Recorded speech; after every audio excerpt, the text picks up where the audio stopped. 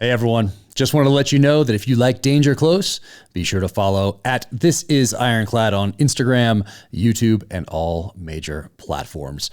They're the team that produces Danger Close and all of the trailers for the Terminal List novels. They also produce and distribute more great content like Change Agents with Andy Stumpf, which I executive produce, Oil and Whiskey with Roadster Shop, which features guests including Joe Rogan, Jesse James, and others, and the behind-the-scene filmmaking series Into the Fray, and a bunch more. Into the Fray recently broke down the making of the trailer for my latest novel, Only the Dead, starring my friend and teammate Dom Rasso as James Reese. Remember, that's at This Is Ironclad on YouTube and Instagram.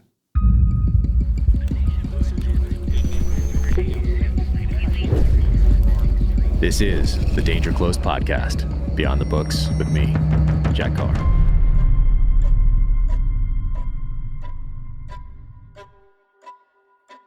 Welcome to the Danger Close podcast, an Ironclad original presented by Navy Federal Credit Union. My guest today, Sean DeGrey. Sean is the owner and founder of Total Archery Challenge, an event that takes place at 10 different locations across the United States. If you're into archery, you probably have heard of Total Archery Challenge. If not, enjoy the podcast. And now, without further ado, Sean DeGrey.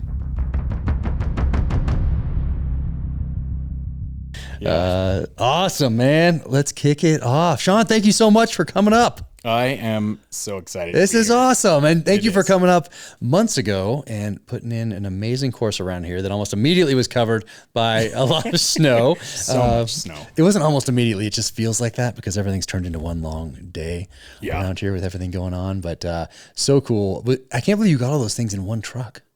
Yeah, well, we're very good at stacking targets. We've had a lot of practice. Yeah. But now, granted, I think we owe you a set of antlers, if I remember right. Everything made it up except for one set of antlers. Yeah. One set of antlers is out there on the side of the road somewhere. So if your neighbors. So if anybody finds one, and it was for, was it for mule deer? What was it for? I forgot. A little alert deer, the small whitetail. Okay. An 8-point. Okay. So that's not, if you find what kind of foam are they made out of? What is that stuff? I don't know. I call it 3D foam. 3D foam. If anybody finds a 3D foam 8-point out there on the side of the road, you know where it belongs. We know where it belongs. Get a hold of us. It does. That one does bother me because everything else is so perfect, and I see that one and it's just missing there's a big chunk out of its head. Yeah, it won't be. I meant to bring it up today, but I got behind because I've been gone for 2 weeks. I've been trying to catch up on everything, and I got behind. So I was like, oh, man, I got a motor. That's so funny because yesterday my wife and I took the dog for a walk, and we're coming back in, and you can just see that one now. Over the last week and a half, the snow's really started to melt around here, so that one just started peeking out. And my wife looked at it and said, do you think Sean will bring up the antlers? Oh, man. And I said, of course he will. Of course he will. Because she said that, I'm delivering antlers tomorrow. I got to go to Salt Lake. Don't worry. Oh, man. But they're so awesome. I mean, man, we got 22 targets out there now if we're counting the just a couple blocks out there for sighting in. So probably a couple more. But, man, it's so awesome. I'll tell you, my favorite shot here is probably you go down that ravine over there on the west side, southwest side, and it's the elk. Yeah. That's probably my favorite shot. It's awesome. Oh, man. That is a perfect shot. That whole side there. I love all those. You have the black bear right here, but then you drop down and immediately you have one, not immediately, but in close succession, you have 1, 2, 3, 4, and then hike up the side. 5, awesome shots. Yeah, that's the prettiest section of it for sure. Mm-hmm. It's a good setup. And don't you have elk that are coming in anyway? Yeah, I have them coming in. I didn't get trail cams in time to put them on the 3D targets out here. I could see a couple just from the deck, and I thought the moose was going to get it because we had moose all over this place. So I thought that was going to be gone for sure. But no, it's maybe it's big enough that the ones around here are like, maybe I should take it. Maybe I should walk around. I don't know. But I got a feeling your elk's going to get it. Yeah. We can go down. They've been under snow for a little bit. So there was a few weeks before the snow hit where we still had elk here. And so it's possible they got destroyed during that time frame, but we'll see. He's going to get beat up. Well, I got to get the cameras on there. I need a full on. Which ones did you recommend to me again? You told me which one to get. The stealth cam is the one we've been using. Yeah. So I need to get a whole setup and just blanket this place. You just get the one Stealth Cam does, well, a lot of them do it. We use that Stealth Cam. Muddy has a new system out too that we use, but the cell phone one, you need it to. That's the one that you had. You sell pictures to your phone, you'll be like, oh yeah. Yeah, that's what I want, because I'm sure there were some awesome shots of elk, mule deer, moose, and the turkeys up here all over the place. Yeah. And if I get those cameras out there, I've got to think that at some point it'll capture a mountain lion at some point. Oh, I don't doubt it. Well, you remember I think we had just finished setting up, or we were back up here to do something. I can't remember now, but the elk were bugling right below us. Mm-hmm. Like, this place is it's little crazy piece of heaven here. Thank you. I feel extremely fortunate. And having you come up and put those in, oh my gosh, that was a lifesaver, because otherwise they'd just be in a pile in the driveway still. Yeah, it's a cool setup. In fact, we were supposed to shoot it, so I got to come up here. Yeah, bring my bow. Today, I think even yesterday, it would have been kind of a pain to. There's things that are still. Yesterday were still a little hard to get to, but I think today we could probably walk it. We'd slip and fall a few times, but in a week we'll be able to walk and probably shoot the whole thing. Then that's what I'll do. Yeah, come on up. When I bring the antlers up on the alert deer, I'll bring my bow. Nice. But we'll have to make sure you're around. Yeah, that's a good point. Yeah, actually, I'm on book tour next week. I don't know when the podcast will drop, but at the time of this recording, next week I'll be on book tour for like a week and a half and beyond. Where do you go? Like all over the country? Or? Yeah, they try to switch it up and have some that are kind of mainstays, like Poison Pen in Phoenix. I started my first book tour there. Oh, okay. And, when you haven't sold any books and no one knows who you are and you're not coming from politics or sports or anything, like you have no following, for a bookstore to take a risk on you is really cool. So awesome. I start off every book tour at Poison Pen. Then there's a couple mainstays like Murder by the Book in Houston, Half Price Books in Dallas. So there's a couple in there that stay, and then the other ones we try to mix it up a little bit and go to some new ones. So last year's was 2 solid weeks on the road, and I love it because you get to shake hands and say thank you to people who took a risk on you as a new author, and then told a friend and told someone at work or a family member, whatever it was, or put it on their social and told their 5 followers or 5,000 followers or whatever. And so I sincerely appreciate all of that, and so I love getting out there and being able to shake hands. I try to thank as many people as I can on social media, but it's different when you can actually shake hands, say hi, and do all that. Agree, so 100%. So I love that. So we try to. Well, I think next year we're going to try to get to a few more military bases. I've been to some military bases in the past, but they're not on this tour. Last year was Reagan Library, so probably do that again next year if they want to do that, which would be fantastic. So anyway, you try to mix it up and then have a couple that are kind of mainstays that people know you're going to go there. So they kind of, some people plan around it, and so if they know that, hey, every year Poison Pen is on the list that during this time frame, so it's kind of their thing, so you don't want to kind of take that away, those mainstays, so I think it's awesome. It's fun. So are you hitting 1 a day, or how's that work? 1 a day. I did 2 a day, I think a couple times last tour, and last tour the crowds were large. It was awesome. I mean, I'm not complaining at all. I was like, wow. It was humbling. Well, your new book, I just ordered it yesterday on Audible. And then awesome. I show up and you've got one here for me. Got one for you there. Not even released yet. One of the first. I'm feeling pretty good about it. You got it. You got it. So no, I love it. I mean, this time my publicist David Brown is coming with me. He's fantastic, because last time I just, I'd stay and it was past midnight, just everybody got a signed book. I'm not going home early or going to the hotel early. But when you do that, the only options really for food in a lot of these places are the vending machines in the hotel.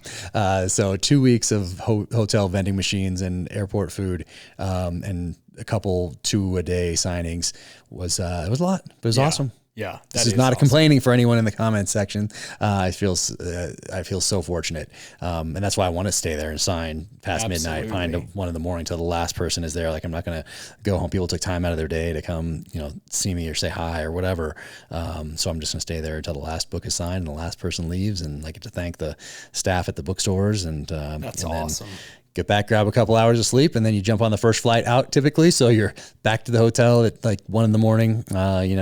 Grab some snack from the vending machine and sleep by 1:30, and then your flight, you might have a 6:30 flight or a 6 o'clock flight, and that means that you're up there at 5, and so it means you're up at 4:30. So, and then you do that every day. But it's awesome. That is awesome. I love that you do that. Oh no, it's a blast and it's an honor to do it, and it's humbling, and I look forward to it every year. That's the one benefit, like for us at Total Archery Challenge is, we get to meet the guys that are showing up, and that it's the same for us. Like, we're eternally grateful for all these people that are showing up, gave us the chance, and continue to show up year after year, bringing new friends or whatever. And that's been a huge thing for us, to be able to say thanks and let people know, like, hey, we really are happy that you're here. We get a lot of people like, hey, thanks for coming, man.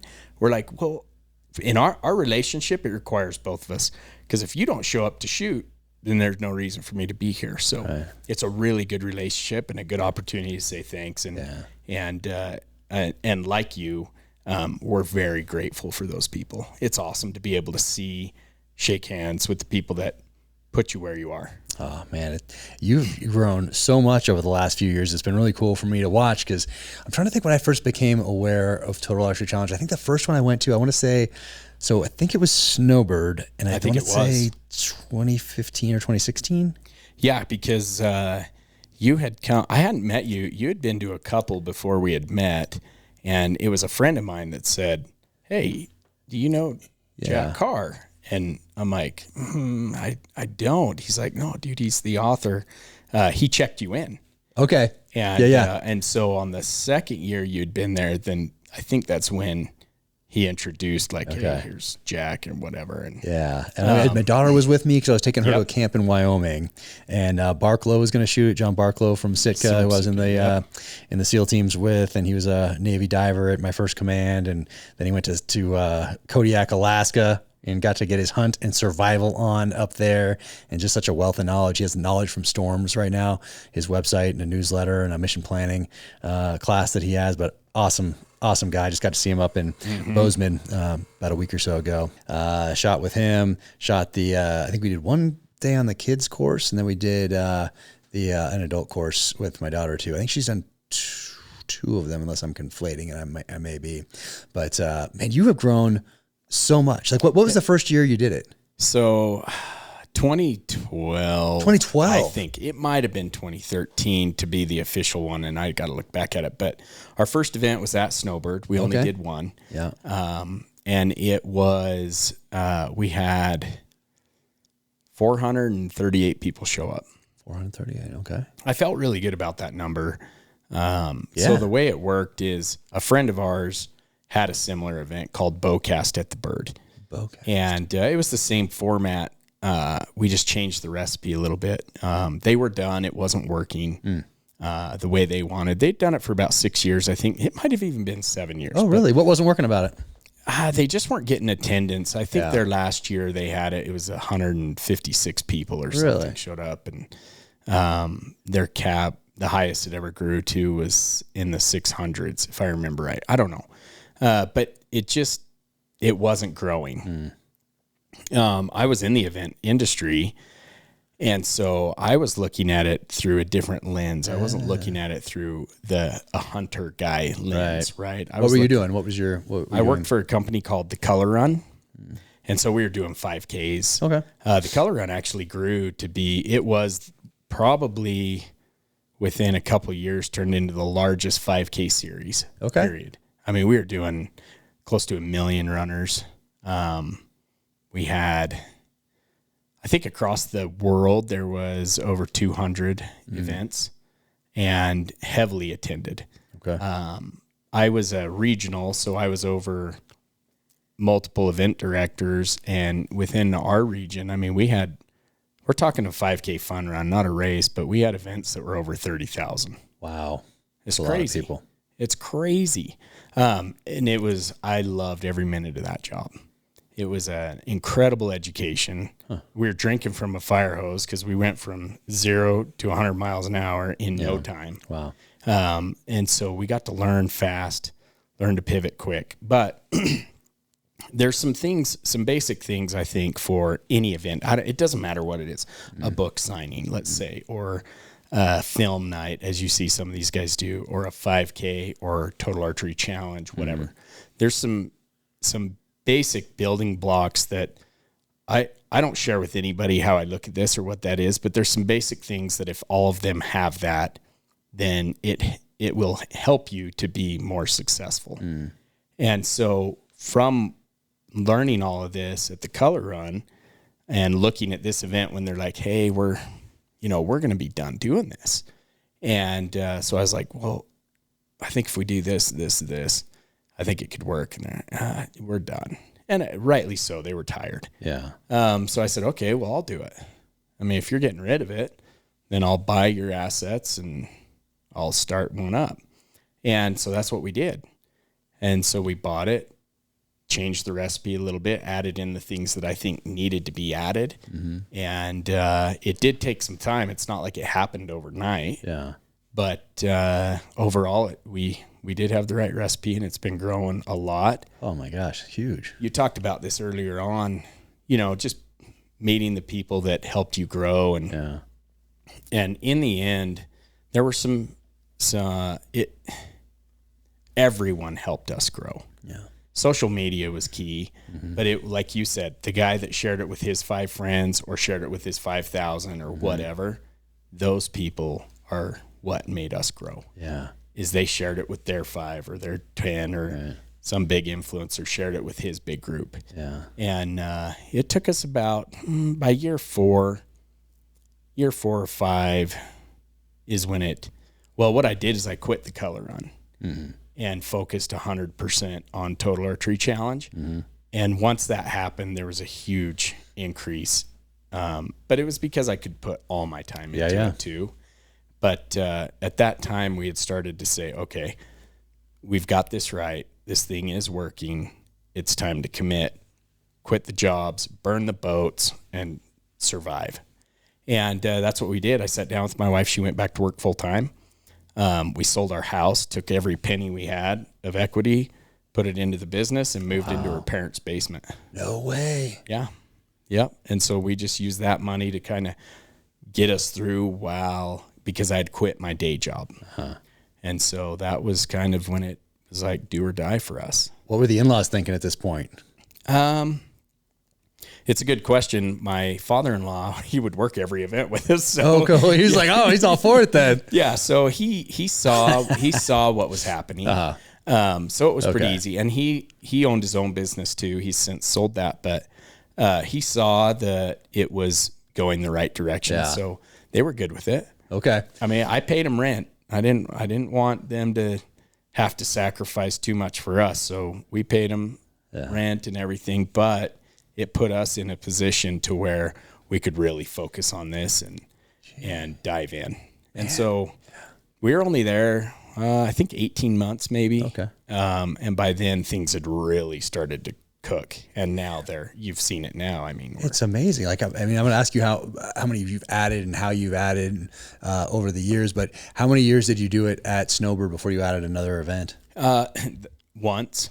Okay. So one time we went from 1 to 4. 1 to 4. Yeah. Dang. Yeah. So we added, I think we went from doing Snowbird, then we added Texas, Pennsylvania, and Montana. No kidding. Yeah. And what was the thought process behind, were you thinking like, if we are already in Montana and Idaho, that covers kind of the West. If someone wants to come from Washington State or Oregon, I think our line of thinking there was because I had been doing the events for the color run, and we had done so many all over the country. I did my own research to figure out like, hey, where are some spots that I think we should be? Yeah. What kind of venues can we get? And then one of those secret sauce things needed to apply there.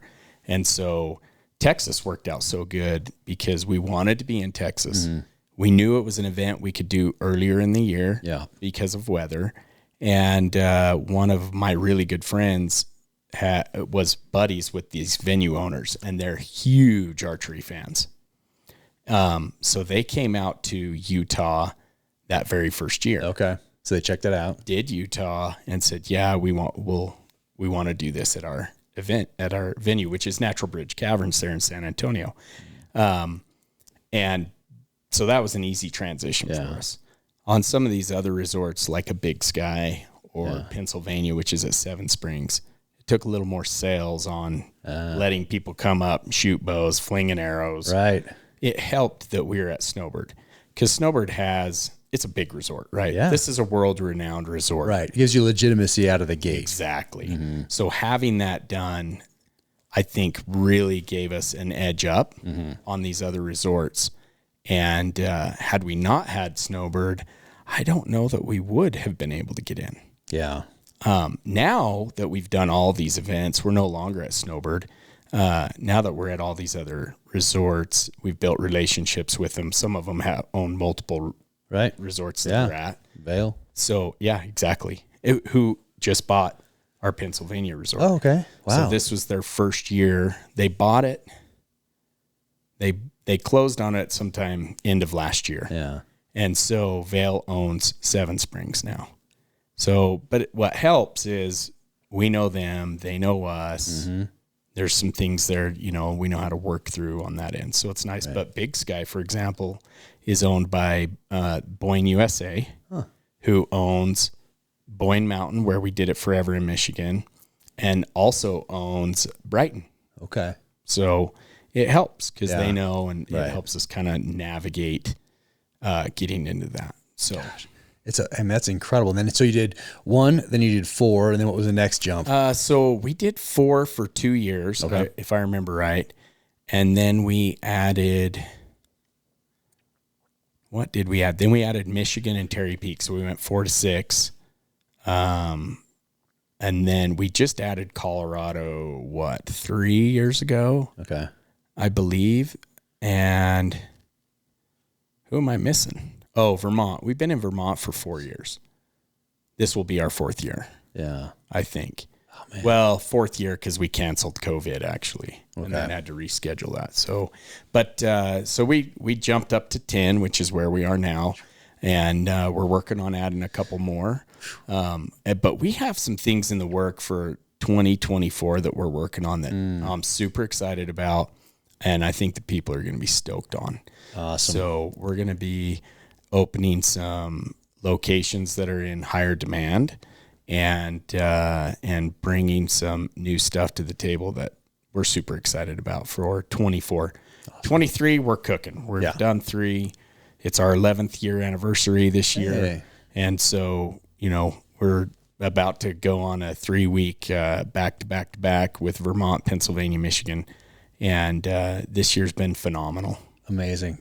Well, for people that are like, what are these guys talking about? So Total Archery Challenge is an amazing event. I don't know, the best way to describe it is, some people describe it as like golf with a bow, or you're walking around these beautiful places. You start in groups, and oftentimes you go up to the top in a chairlift or whatever gondola, and then work your way through a course. And there's multiple courses out there sponsored by Sitka or Hoyt or whoever's doing it that year, and you get to come up and do one, stay for a few days and do all of them, do one in the morning, one in the afternoon. Exactly. But it's such a great community of people and great after parties and great food and great gear you can try out and people you can meet and get to know and improve on your archery. And it's such a cool community that you've built. And it was so fun to go to that one with my daughter on the way to her camp that year and just check it all out. And it's so much fun. It's so much fun.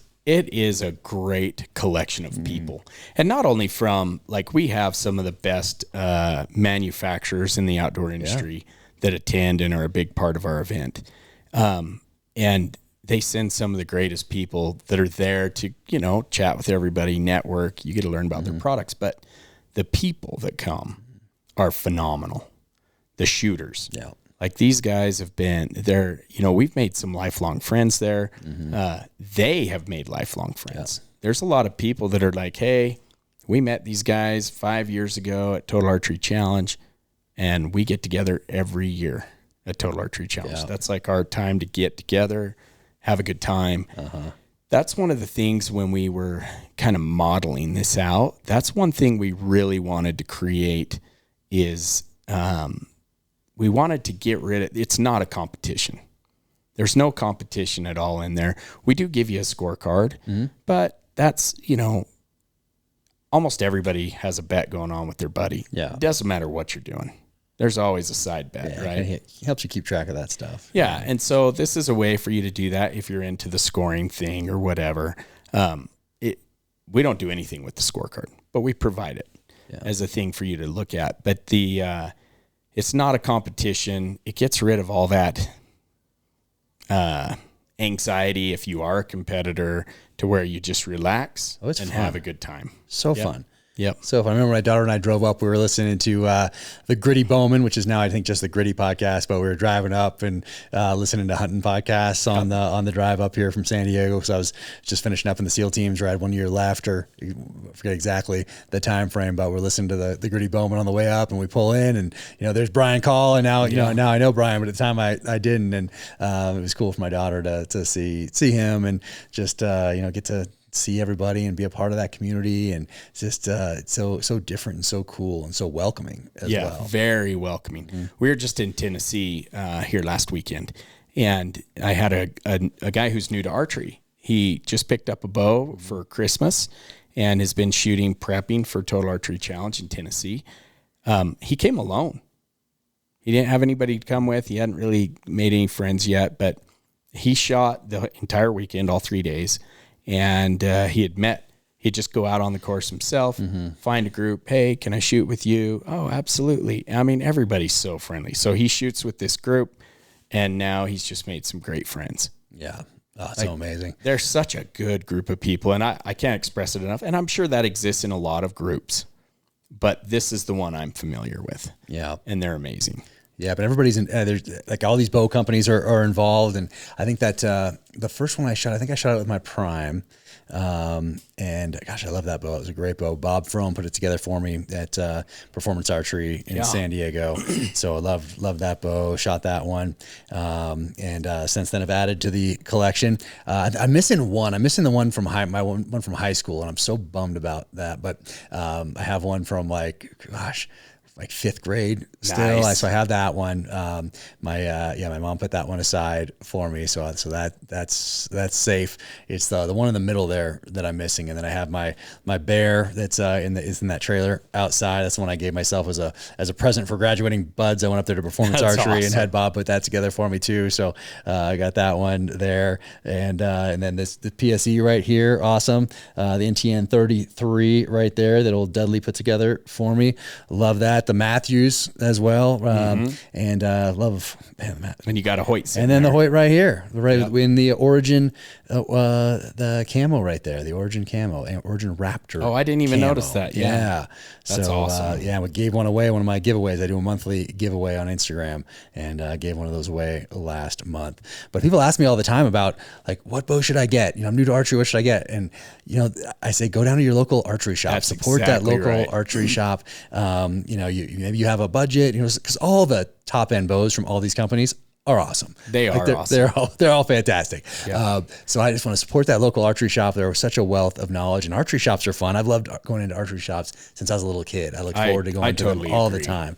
And so I encourage people to go local archery shop to support them and talk to people that know what they're doing and try a few bows out. That's exactly it. Like for me, a bow is they all make incredible bows, but you might be looking for something different than I'm looking for, or how it fits in your hand, or exactly. A lot of these bows, depending on your draw length, it's going to feel better to you than it might to me or whatever. And so that's just it. You go down, shoot all the bows, and the bows will choose you. That's it. I love that. The bow will choose you. I'm going to use that in a book. That's fantastic. I love it. But it's so true. These two right here. Caleb Brewer at Stick Sniper Archery in Tucson. I love that guy. Amazing. Did you see his latest pictures? He was in Tennessee. Just barely. Oh, was he? Oh, yeah. Nice. I didn't get it. Oh no, maybe it was Texas. They were back to back. Now I don't know. It might have been Texas. Either way, I got to talk to him for half a second, not long enough. I love Caleb. So great. He's an amazing person. I mean, the first time I met him was at Total Archery Challenge 2020, and we did that Black Rifle Coffee veteran shoot, and Caleb lost both legs in Afghanistan, Army Special Forces guy, incredible. And he was just, I remember that day out there, it was like kind of overcast, it was raining off and on, and man, he was just all over that mountain, and it was just so inspiring to see him and all those guys just crush it out there. But I got to spend some time in the back of a truck as we bounced around going to different, with him. So we spent the day together, essentially. And then, he was talking to me about, what he really wanted to do. And I was talking to him about that. And he started talking about archery shop down there in Tucson. And lo and behold, the next a year later, he buys it and he gets it. He's crushing it down there. So I send my bows now to Caleb, and he did both of these. But then he always asked me like how many arrows, to go with them. And people usually think, how many arrows do I need? Like 5, 6, 7, 8, 9, 10. I'm like, 100. I want 100 arrows with every bow. Just do it, because at Total Archery Challenge, those mountains tend to eat a couple arrows. They do, especially if you're not practicing. So I tell everybody, we get that question a lot, actually. How many arrows? And I always preface it with, how much do you shoot? Like, you just showing up and knocking the dust off your bow, or have you been shooting quite a bit? But we do set it up to where if you miss, a few of these shots are going to eat your arrows. And some of that is based on location. I mean, if we're in Michigan, you're shooting at a sand dune, essentially. But if you're in Terry Peak or in Texas, I mean, it's all rock. Yeah. The entire thing is rock. Oh, yeah. You miss. So it's an arrow. You can say goodbye. Yeah. You can say goodbye to that arrow. What do you say when people ask you, or is it on the website? Does it tell you, recommend what's a bring? No. Yeah. We have some recommendation. We don't really put a number on the arrows. I tell everyone a dozen. Bring a dozen. If you haven't been shooting, I think that might be 2. On the low side. Yeah. Bring 2 if you haven't been shooting. I mean, there's a lot of guys that get in there. Just crush it. Just crush it.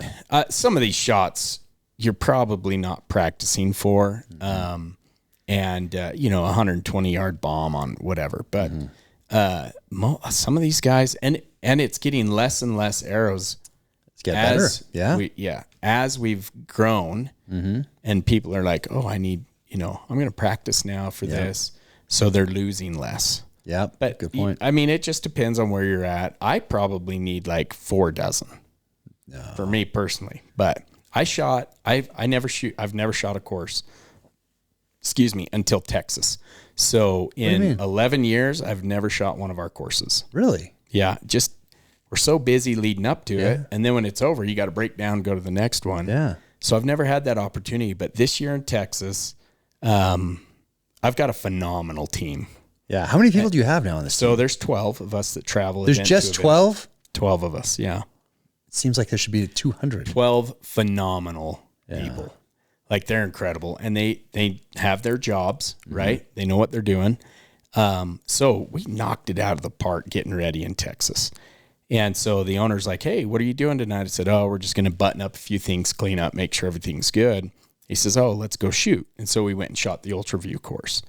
I had a blast. Nice. It only goes out to like, that particular range went out to 63 yards. Yeah. And I may have lost 3 arrows. And it's only 15 targets. Hey. So, but I did forget to adjust my pin on one. Because you're talking. Hey, you know what? Just jabbering. You are talking to people. It's distracting. All of a sudden, it's your turn or whatever, and you're like, oh, and then there's whoops. Yeah. I forgot I was at 45, and that was. I've heard that happens to people. I've heard it. I'm inexperienced, so it does happen to me quite often. But oh man, I tell everyone at least a dozen. If you haven't been shooting and you're coming here to get dialed, then probably bring a few more, because the ground is not conducive to missing and arrows surviving. Yeah, no, I like having a lot of arrows. Yeah, and, even like just back here at the house, like if I go to Total Archery Challenge, I don't want to come home with like 1 arrow and then be like, oh geez, there's so many things going on. Then I'm like, which bow is it? And Caleb, I need more. I just want to have get the arrows. It's like having, like, for me, ammo, or for a lot of people having ammo. I like having a stockpile. I agree with that. I like having a few. I like having a few arrows. But so Caleb came up here when you guys were at, and I couldn't make it. I mean, it's right down the street. I mean, I can see it. And I didn't make it. because there was just too much going on. were But Caleb jamming. came up here, and so we shot here, and so Caleb delivered my bow. He delivered the one for my wife too, and then Hoyt, Colby Skinner down the road at Hoyt, he sent up bows for the whole family, which is that's awesome. So right over to the man on the mantle downstairs above the fireplace are all the kids' bows right there. bows. So they can just grab them and That's fantastic. My daughter's excited for all the snow to melt so she can start slinging some arrows. How old again. is she again? 17. She's 17 now. Mm-hmm. That's awesome. Yeah, and how old was she at that last one? That really would have young. been like what, 5 or 6. So she was young. 10. Yeah. But you came to Park City one time. The first time maybe or no? I don't think so. I think it was Snowbird. I'm trying might to. have. Everything's kind of conflating now, especially since everything's turned into one long day. I know. Around here. That's how it is for me. I never remember I think I remember which event or which. Well, yeah, thing. I mean, that I can see how that you don't. could conflate with some of these different events. And I love, my wife yesterday said that we need to get the Yeti, the Sasquatch. The Sasquatch. Yeah. So we might have to get one of those next year. I'll probably have one available at Nice. the end of this season. Let's do it. He'll be used. Let's do it. Do they come in 3 colors? No, they come in one color. Didn't I see a big green one, or did you paint it? Well, that was a custom done. Yeah, that was a custom. That was a job Dudley one? Yeah, Yeah. for Knock On. We did Okay. a custom Sasquatch. It's called the Knock Squatch. Okay. Got it. So the Knock Squatch is a custom color. Got now it. we can do a custom color if you want. Now I've painted one white in the past. To make it a Yeti. Yeah, made it a Yeti for a specific. That was for Mountain Ops. Nice. They were doing some product deal, so we painted him with. I can't remember, but it worked. It stayed really well. Mm-hmm.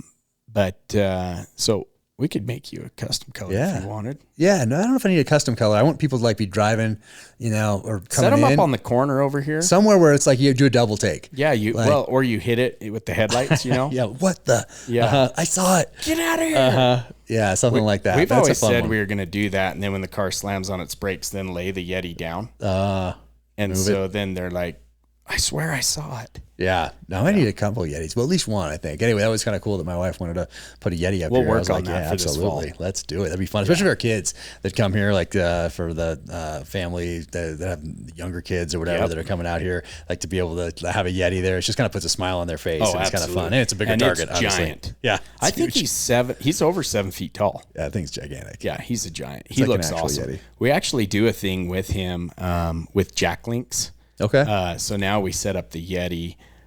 They haven't given this shot an official name, but I call it Messing with Sasquatch. Okay. He's holding a bag of jerky, because Yeti, Sasquatch, they like jerky. Okay. I wasn't unaware of this. Yeah, you didn't? Okay, well, they do. Okay. Good to And know. so when you're messing with Sasquatch, do you remember those commercials?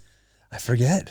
They had all these guys who would do things to mess around with the Sasquatch. Now I get it. Yep. Yeah. Gotcha. So anyway, you shoot this Gotcha. bag of jerky. If you hit the jerky, then you win a bag of jerky. Okay. And then you're put in to win some amazing prize pack. But Nice. so we've got a Messing with Sasquatch shot. Okay. At Total Archery Challenge. And is that the 300-yard shot or something like that? No, it's not even that far. It's a small bag of jerky. It's one of their sample bags. It's like a little 4 or 5 inch bag. Nice. So we did make it hard, but it, I don't know. I think it's 68 yards. Yeah. Okay. Oh, nice. So doable Yeah. for sure. Yeah. It's not the truck shot, Okay. but anyway. So there you go. Yeah. No, I think we need Sasquatch Yeti. is making an appearance everywhere. Yeah. No, I think we need one up here. We're doing it. Yeah, I think we need one up here for sure. And is it possible that I found birch barrel through Total Archery Challenge? It is. Yes. Okay. Yep. Nice. Huge fan of that machine. Yeah, we have 2 of them out here. I just used it over the weekend. It finally is not covered in Not snow. enough snow. Yeah, so I got three tomahawks on there and cooked it up for some friends up here at the house. But I love that thing because you have to be on it. That's do. You can't just set it. Like some of the pellet ones, which are great, but which all have their place. I think. Yeah, because for me, the pellet one, which I do like, I use it a lot. The pellet one, you're cooking and you can leave. For me, the birch barrel is it's the hangout one. You gotta be there. It's where you got the fire going, you're chatting with your buddies or whoever, and you're cooking. Yeah. I'll tell you this, you may like this for the kids. Are you guys pizza fans at all? Oh yeah. So we'll go down to who's the one that's like take and bake? Is it Papa Murphy's or Papa John's? Whichever one's take and bake. Yeah. I don't remember either. But you take those take and bakes because nobody wants to take time to make the whole pizza. Fold that thing in half. Yeah. Pinch it closed. Put some butter and some garlic salt on there, and then you just cook it on a calzone, right? Yeah. And it is fast, Really? and phenomenal. Man, I'm hungry right now. I think I'm gonna try that. Oh, tonight. you got to do that. That's a home run every time. Okay. And it's easy. You just pick up the pizza at the take and bake, and then Perfect.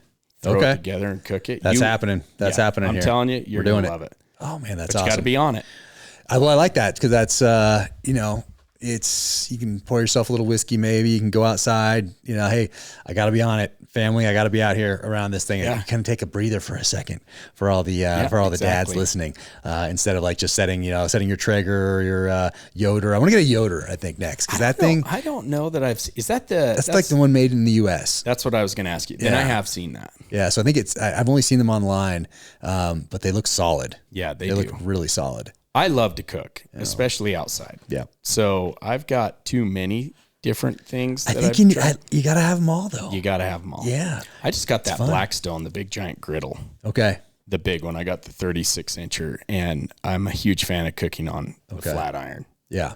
Like, that's one you need. If you don't have it, that's another thing you need to add. Okay. You'll love it. I'm going to add a few things out here. I'm going to get the green egg. I've been looking at that for over a decade, probably 15 years, and just never could get one in the past. And so I want to get one of those, not the huge one, but the extra large. Don't they have an XXL and an XL? Yeah, I don't Something know. like that. Yeah. But I think you got to get the egg, got to get the birch barrel, got to have some sort of a pellet, whether it's the Traeger or the Yoder. And, there's a place for gas grills too. Just quick up, turn that thing on, boom, boom, done. You're back inside. Yep. You got to have a grill for every occasion. I agree with that. Yeah, because sometimes you want the grill to have a break and hang out. Yep. Sometimes you want the grill to just hustle and cook some food and get to bed or move on to the next thing, whatever it is with the kids. And I love the old school Weber, just growing up, 70s with my dad, or charcoal. You got to get the Kingsford charcoal briquettes, and that there's just something about that smell that's like a time machine.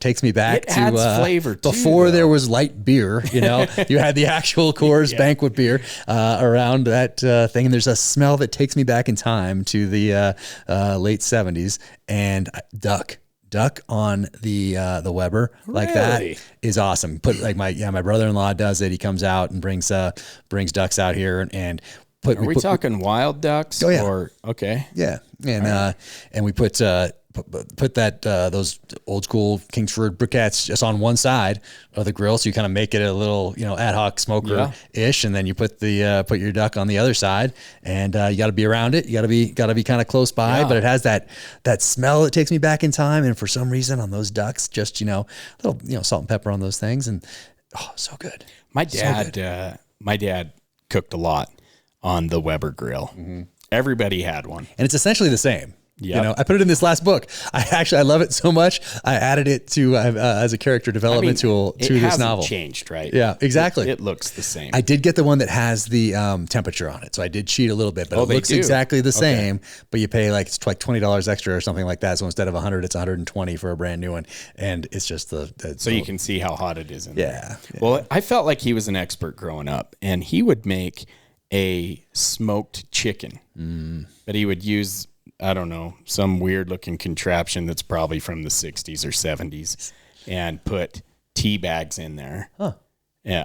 And then that would be the flavor of the smoke, and he would smoke through the tea bags. Interesting. And cook this chicken.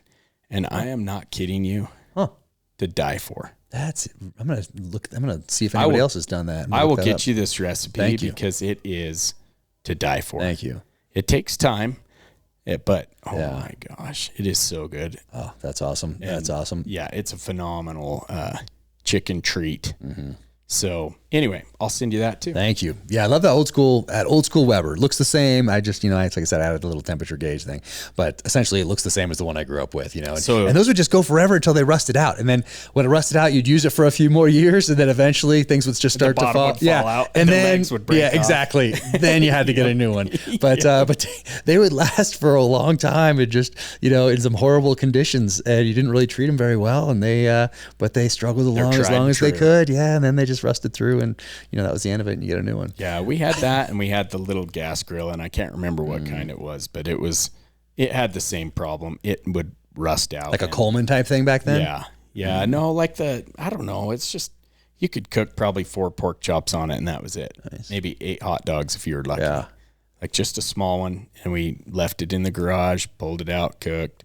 That's what we cooked on, either the Weber, which I was never good at, or this gas grill. Okay. All through high school. Oh, nice. Did you grow up hunting, or did you grow up? Oh, yeah. So I grew up hunting. My first hunt that I remember, I was in, I must have been 8 years old. That's kind of how I remember it. We went on a cow elk hunt. My dad's buddy had a tag, and it was myself and my older brother and my dad that went with him. And we were successful. Cow tag on the Fish Lake unit. I was hooked. I was hooked. So my brother, there's 6 in my family. My brother and I are really the only one that hunt. Okay. My other brothers, are kind of casual. Maybe this year, maybe not for 5 years, whatever. But we love to hunt. And so I took the test. My brother took the test for hunter safety. And man, that's all I did. Everything I thought about was hunting. My dad, this tell you how awesome my dad was. My parents got divorced when I was like 12. And so I moved in with him when he moved down to this rural town where he was working. I hunted like crazy, and he would go with me almost all the time. He'd go with my buddies, and he would cook dinner, breakfast, lunch, and we'd go hunt. Anyway, when I graduated and left, he never hunted again. And I was like, man, how come you don't hunt anymore? He's like, I never was really into it. He's like, I just did it because you liked it. And I was like, that's amazing. Wow. So I was pretty stoked on that. But I've hunted my whole life.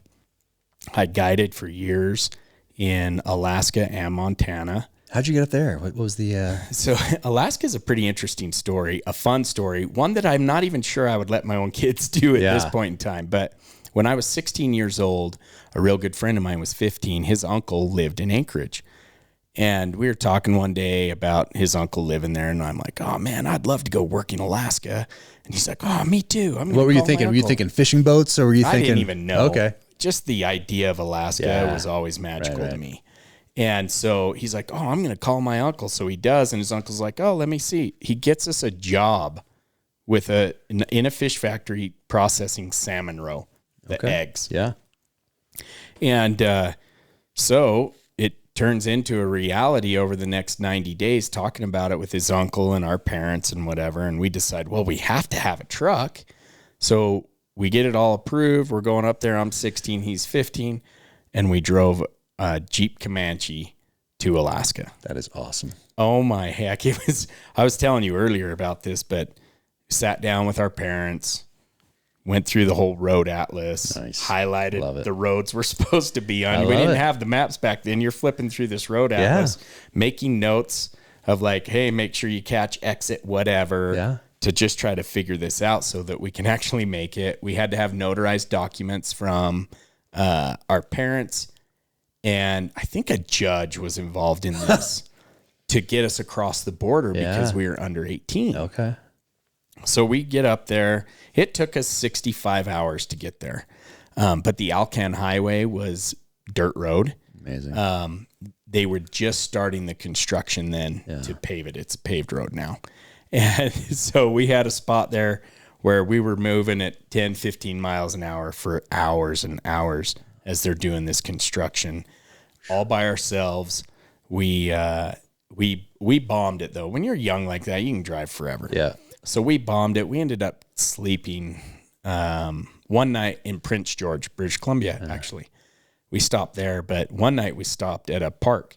We were just beat. So I was laying under a park table, sleeping in my sleeping bag. I woke up and there's this little kid staring at me. And anyway, that adventure, we got there. This is a funny part of the story. We get to Alaska. We're promised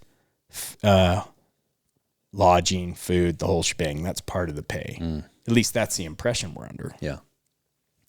So we get there. We're going to talk to them to figure out where we're staying and all this. And they're like, well, this is what it costs. And the charge was way more than we were making. We were making $6.25 an hour when we went up there. And they were charging way more than we were ever going to make. So we're like, oh man, we're in trouble here. What are we going to do? Well, there was this other guy there who was having the same issue. And I don't remember how old he was. If I was to guess, I'm going to say mid-20s. He seemed old to us. We were 16. And he's like, hey, I had the same problem, guys, but if you want to camp with me, I've got a really nice camp spot up on the hill.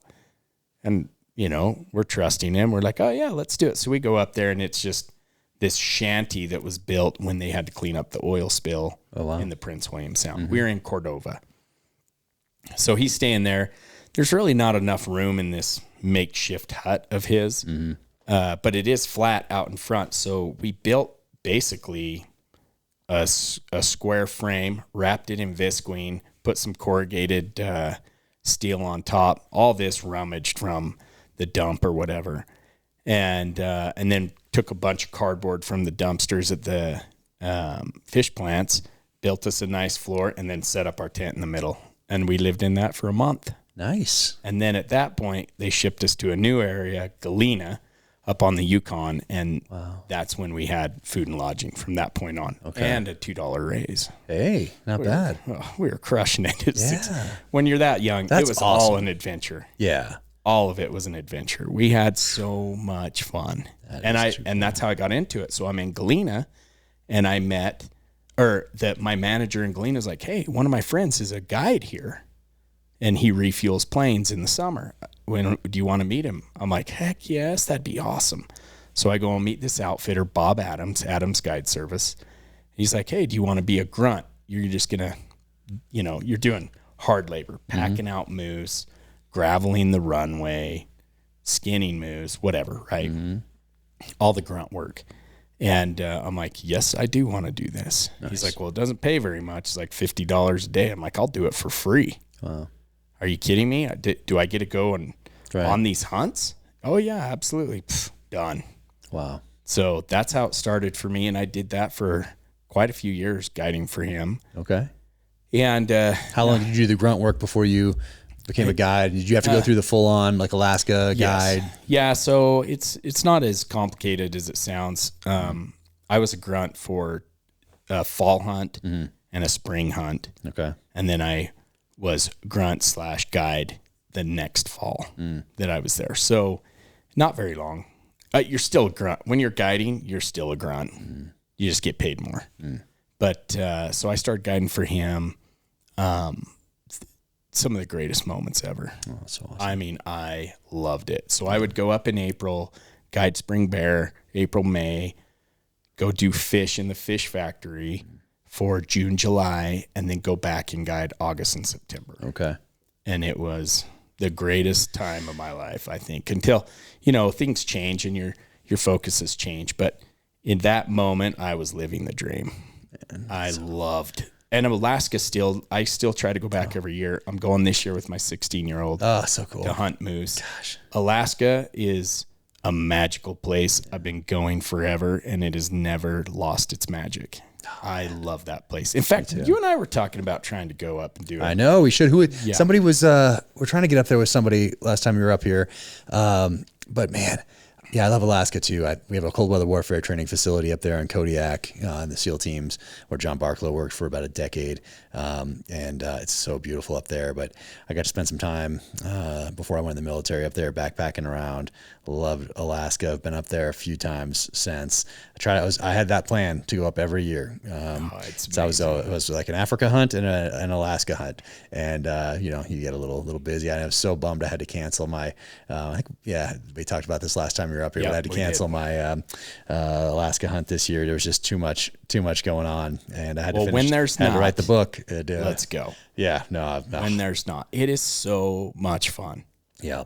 Oh, and we're in some of the most beautiful country. So when you're ready, let's go. Yeah. The year before that, it made it into the Wrangles, and it was bear, moose, and wolf, and it was an incredible hunt. Two of my best buddies were up there together, and it was really cool. And just getting there, just traveling in Alaska is such a great part of that adventure. Even just flying up commercial and going into that airport and like looking at the taxidermy in the airport, like that's all part of it. Like going through Seattle, you know, going seeing a little bit. Okay, it's kind of like now you're getting warmed up in the Seattle airport, you know, and you know, grab a beer, whatever, get on the plane, fly up there, land in Anchorage, seeing some of that taxidermy. One of the world record moose. Oh, is it right there? I've seen it 1,000 times. Okay. I still have to stop every time. It's amazing. And then they have like, it's just, I love that airport. And then maybe you spend the night in Anchorage and you go to the sports chalet and go in there, you buy things you don't probably need.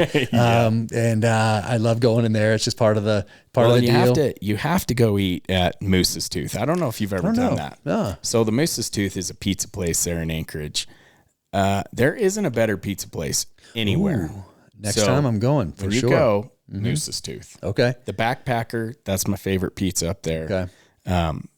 I don't think it has meat on it though. I'm not sure I want to admit that, but the pizza, the Backpacker pizza. I don't know if there's. It's phenomenal, and there's some novelty to it, right? You're in Alaska, it's beautiful, but I'm telling you, Moose's Tooth. That's where you gotta go next. Moose's Tooth. After I spent a little time, way too much time at the sports chalet up there. Yeah, and that place has been around forever too. Yeah. Forever. Yeah, it's so cool. If you want to talk to people that know what you need, I would not recommend going to some of the other places. I would recommend you go there to the sports chalet. It's so cool. Yeah, it's so cool. They have great stuff, great people working there. New ownership over the last, 3 years ago, or was it 4? Something along those lines, but everybody's so wonderful in there. It's a destination. You got to go. You got to go check it out. And they're very knowledgeable. Yeah. Oh yeah. They're serious business. So we always stop there and then go out from there to wherever we're going. But the Wrangles was beautiful last time. So it was a beautiful drive. And then to just some little, gravel runway in the middle of nowhere. You're kind of like, this is where we're going. And you just hang out. No one else is around. We're like, I guess a plane's going to come. There's no way to talk to anybody. And then this plane just comes out of nowhere and lands and drops somebody off maybe, or in you go. And then off you go to this like base camp. And then you unpack a little bit, or unpack the plane anyway. And we had one night there and then got the horses ready and off we went. Oh, you did horseback. Yeah. That's awesome. Then we went home horses for a full day to get deep into the Wrangles. And went just this beautiful area. It was amazing. Spent over a week, maybe 9 days, something like that. And then came on out. Same thing, horses back through. And I think a lot of the places that the horses go up there, like you wouldn't do it down here. It's like a different deal in Alaska. You know what I mean? You'd be way too worried. And there they just do it. There's no other real options. Yeah. But it was so beautiful. Horses back, another night at the base camp, and then back to not quite civilization, but because of the fish industry, we followed the salmon because we were processing the salmon roe. So I've traveled all over, I would say, the lower half of Alaska. Okay. And I haven't been to a place I didn't think was pretty. Oh yeah. They're different. Oh. Galena out there on the Yukon is much different than other places. Okay. Kenai, Cordova, the Wrangles. It's the flats, swamp lands of the Yukon, if you will. Okay, still beautiful, still magical. Yeah. It's awesome. I love Alaska. Yeah.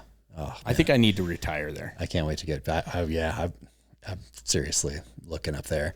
Alaska could break off at any time and be its own country, no problem. I mean, you've got oil, you have fish, you have timber, you have all the natural resources. You Absolutely. Have a border that's harder to cross right there. No one's rushing to get across that border. And you have ports for trade. You got a serious military contingent up there already, National Guard. You've got they got every break. And you got land. it all. You got it all. Yeah. I mean, it's what is it? A third the size of the U.S. or something? It is its own country. Essentially it is, and it could very easily be so. Be its own country, no problem. In reality, but I love it up there. I was supposed to go, so it was in the Admiralty Islands, is where I had to cancel my hunt this last fall.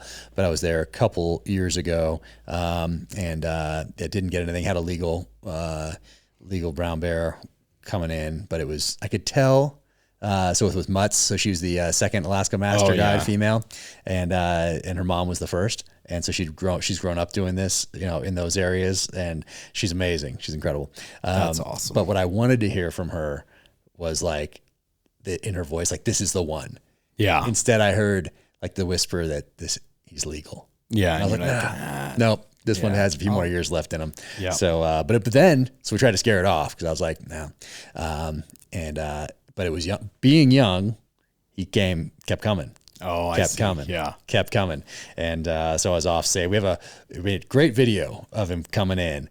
But then I'm like, wait a sec, I don't want to be the idiot that gets mauled because I'm trying to film this thing. Yeah. So I put the phone down and it's, but it kept recording the sound. And so you hear it coming closer. I'm just ready. And he goes to you think it's going to be a charge. Like for me, not being as experienced around bears, I've done a few bark times, and a stomp. but it came like this, but he was so close, and Let's was like, shoot, but in the same sentence, she said no. And so I was like I was so close. And instead of coming right at us, it was at us and that slight turn of the shoulder to go off that way. So that was close, but it was beautiful. And we saw so many every day. I mean, 20, 30, 40. Bears are my favorite animal to hunt. I've said this before with other people that I don't know what it is. I love hunting bears. Mm-hmm. But I also, in that same breath, have the hardest time killing bears. Mm. So for me, when you shoot one of these big bears, they've been around for 20 plus years. And we're talking about the monarchs of the tundra. But to watch them, hunt them, the adrenaline of it, I love. But I also love just watching them. Mm-hmm. I've watched some old warriors go down out there on the tundra, and some that we've seen before or whatever. So for me, I love it and I hate it. Mm-hmm. It's my favorite animal to hunt. Yeah.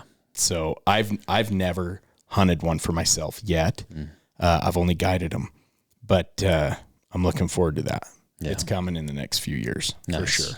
Nice. So, but there's something about them, just watching them. That's an amazing animal. Oh yeah. Yeah. I got over to Kamchatka, Russia for research for my third novel for Savage Son. He was such an important part of the story. I went to Mozambique for the second one for True Believer, and then dropped also down the year after that, still doing a little more research for True Believer and also Savage Son at the same time, to South Africa, do some anti-poaching training down there. But going to Kamchatka, Russia was really cool because once again, you fly to Alaska, and at least the way we did it, I think there's 1 month a year, at least back then, when you could go from Anchorage to Russia. And then, really? Yeah, 1 month. And if you didn't make it during that month, guess what? You're going the long way, which is essentially all the way around. Right. I wonder why that's set up like that. Yeah, I don't know. I think it's people going to do Kamchatka to fish and hunt. Oh, so they're a lot of fishing, capturing a whole bunch of people. I think so. And then they catch them on the way back. I think so. Over. Yeah. And if you want to go and hit some of the other, maybe not as popular activities, like I think it's a lot of fishing. I think it was mostly on my flight anyway. It looked like mostly for, you can tell, you're like, okay, Sims, okay, got it. You're just looking at gear and backpacks and all that stuff. And kind of putting people into, making snap judgments based on what people are wearing. Well, and, you're not always wrong on that. No, certainly not on a plane. Yeah, no, exactly. Especially going into Russia. But that was a cool adventure too. Landing there. Did you hunt while you were there too? Yeah. Okay. Brown bear. Yeah. Yeah. That's what I was going to ask. So when you went out, did you fly out from there in some old military helicopter that scared you to death? Yeah. Oh yeah. the old one that, but it didn't scare me too much because I checked it out. I've been in a few helicopters. Yeah. And I was like, wow, this thing looks like it's pretty serious. And those things are they're like AK-47s, like that you can beat those things up and they're probably still going to work. Yeah. We flew around in those things. So landed a nice drive. And then they have these little fueling stations set up. So you're flying in helicopters, then you land, do a refuel, head up because you have to go so far. Oh, really? Yeah. So you got to get back up in there. And it was beautiful. It was an amazing experience. And I learned a lot that I then wove into the pages of the novel. And, you know, but it's different because in Mozambique, I was asking all these questions to the professional hunters and the trackers, and everyone was so open about talking about their country, the politics, the poaching, the Chinese mining operations, illegal and legal, just anything. They were just so open and warm and inviting and wanted to talk to me because I was like, hey, I'm writing this book and I have these questions. Different in Russia. Yeah. And I think that's because for most of Russian history, if someone was asking you pointed questions, and a lot of mine, because I write these political thrillers, you know, there's like a military component, an intelligence service component, like that sort of a thing. So my questions are kind of, but when I went to Russia, I still had this experience from Mozambique and then later from South Africa in my mind. And I was like, yeah, you know, I was asking the same types and people were very closed off. I'm sure. Because I think, most of human history or Russian history, if you're getting asked those kind of questions, you were not long for the world. Like you were, you were going, into the gulag. But eventually I got people to open up and I got to ask a ton of questions and weave what I learned into the pages of the novel. But got amazing brown bear out there, and it was just an incredible experience. So when you're doing those trips, investigative trips, if you will, how long are you there? That one was only a week in Kamchatka because it was one flight a week. So you're either there 7 days, 14 days, 21 days. There's only a certain number of options to get in and out of there if you don't want to go all the way around the world, essentially. Which you don't. But it's so much going on. I mean, I'd love to like take a train across like parts of the world or fly certain parts of Siberia, whatever. Yeah, that sort of thing. Across. Like that would be really cool to do things like that. But right now it's go. Yeah. So that one was 7. Mozambique was like a little over 2 weeks, I want to say. Gotcha. Okay. Maybe 17 days, something like that. So before you go, you're like, okay, here's the questions I need answered because this is how I kind of want the story to play out. And so you're like, all right, I got to see this place, and I need to talk to these people. I don't really say I need to talk to these people. I have the questions though, because I don't know exactly who I'm gonna meet or run across and who's gonna be appropriate to ask what question. But especially for that first one for Mozambique, when I hadn't turned in the first novel to Simon & Schuster yet, didn't have any book deal, but I knew I was writing a second novel regardless.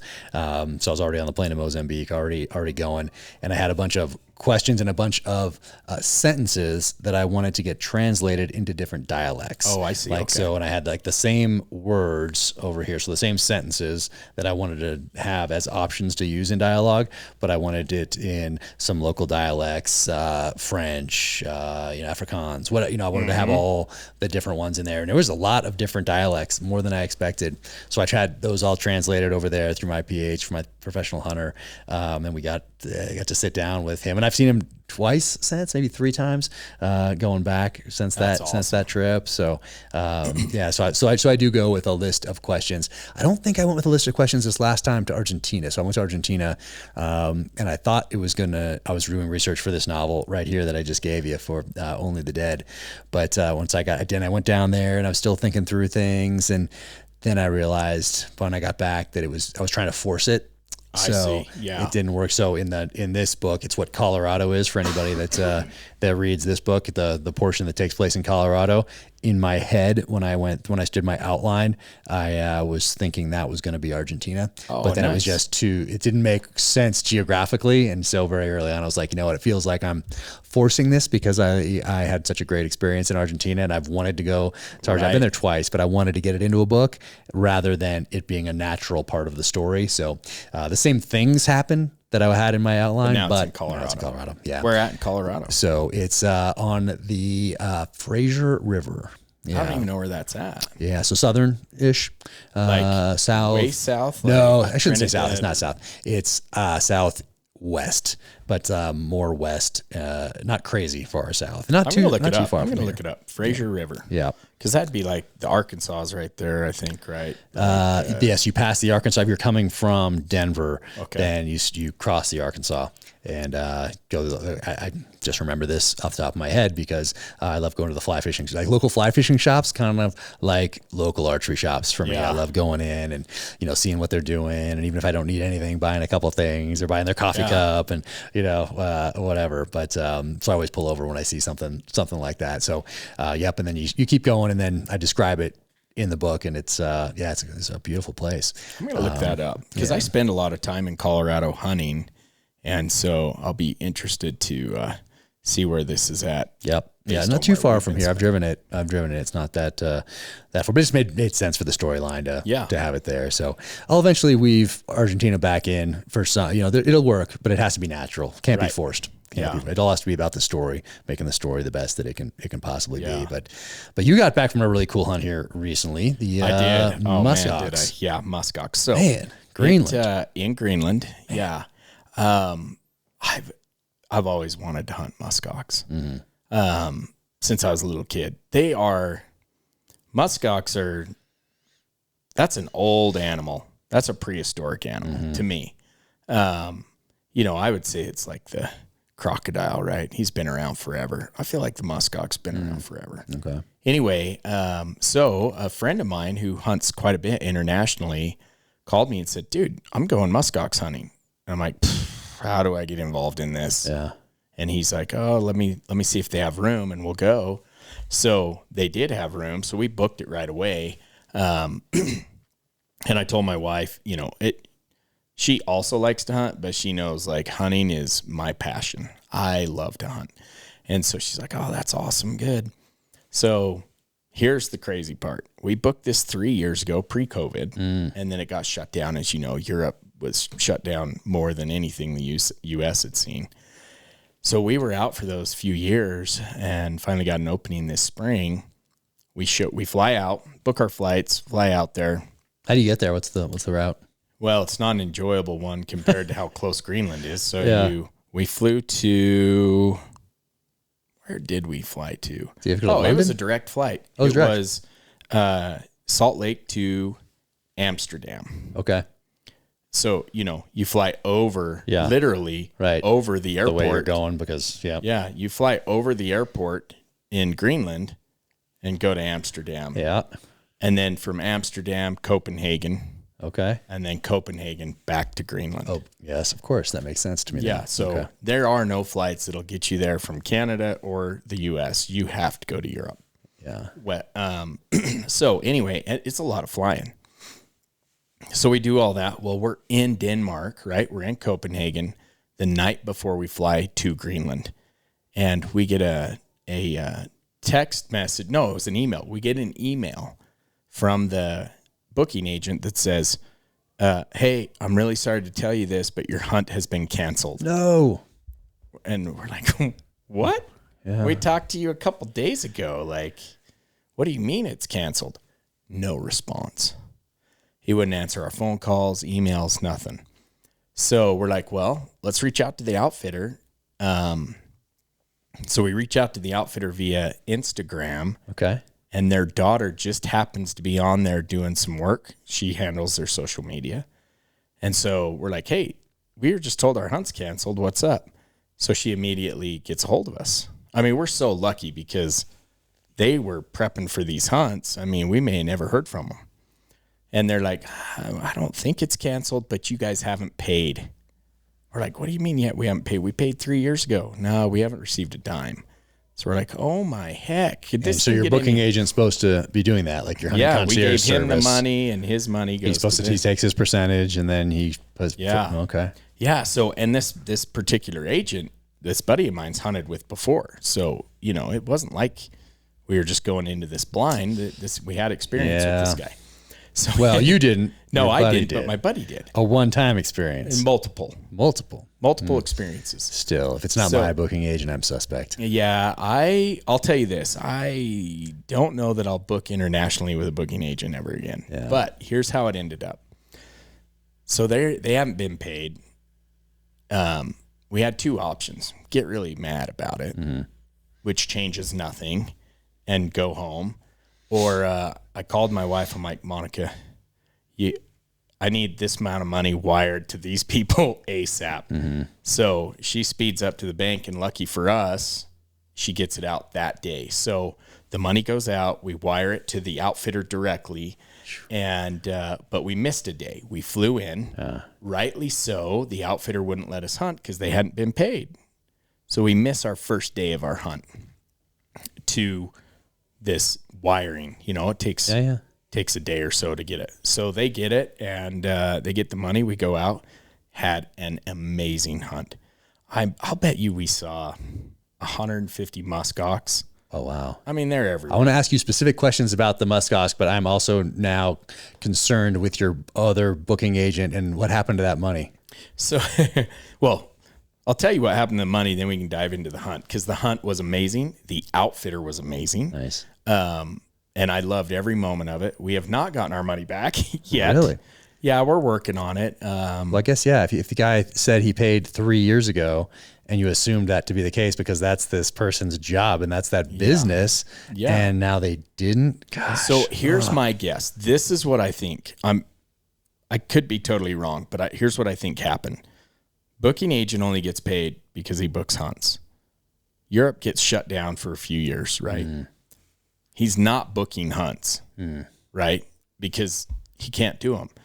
So I think he's living on deposits. That's what I think. Yeah. And now he's robbing Peter to pay Paul. Right.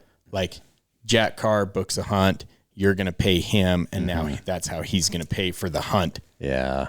Of the deposit he spent, right? It's a downward spiral for sure. Yeah. This is my guess on what happened. Yeah, because the guy has 1 million good reviews. I mean, I dove in afterwards. Yeah. Like, what the heck? Right. And my buddies hunted with him multiple times with no issue. And so so I was like, okay, so what's the problem? That's what I think the problem is. Interesting. I'll do a plug for John Burrell at High Adventure Company right now. People are like, well, how do I find a good one? Yeah. High Adventure Company, John Burrell, Drew Burrell out there. That's who I check in with. I'm going to withhold this guy's name for now. Yeah. And as we work through it. Yeah. We don't get paid, then I will be sharing his name. Well, I mean, you want somebody else to, how many people did you in the interim? How many people did you tell, like, hey, we were going on this muskox hunt, it's canceled or it's postponed because of COVID, but we're going. Here's our booking agent. Yeah. He's been awesome, and now that person does. Yeah, you want to know what they told me? That the outfitter told me that 14 people were booked, and they turned them all away but us. Wow, because that booking agent had called them at the very end to say, oh, I've got all these people come. They're like, well, we can't take them. Why we were the lucky ones, I don't know, but I'm glad we were. Because of the Instagram there, because of the social, you reached out, hit the right person at the right time, and you were there. The right person at the right time. That's awesome. But you got to be careful about that. I mean, you have to be. Yeah. And we're working through it. We'll see what happens. I suspect in the next 30 days, I think we'll see our money. Yeah. Just based on some of the steps we're taking. And I don't think this guy wants to go down that road. So man. So we're holding that's out. So wild. It's so unfortunate though. I feel so bad for other people that end up in that situation. Because you're trusting. It's based on trust. A lot of it's word of mouth. And I've worked with booking agents in the past, and they've been great. Now I've never worked with one internationally. Quite honestly, short of Mexico, that was my first international hunt for me.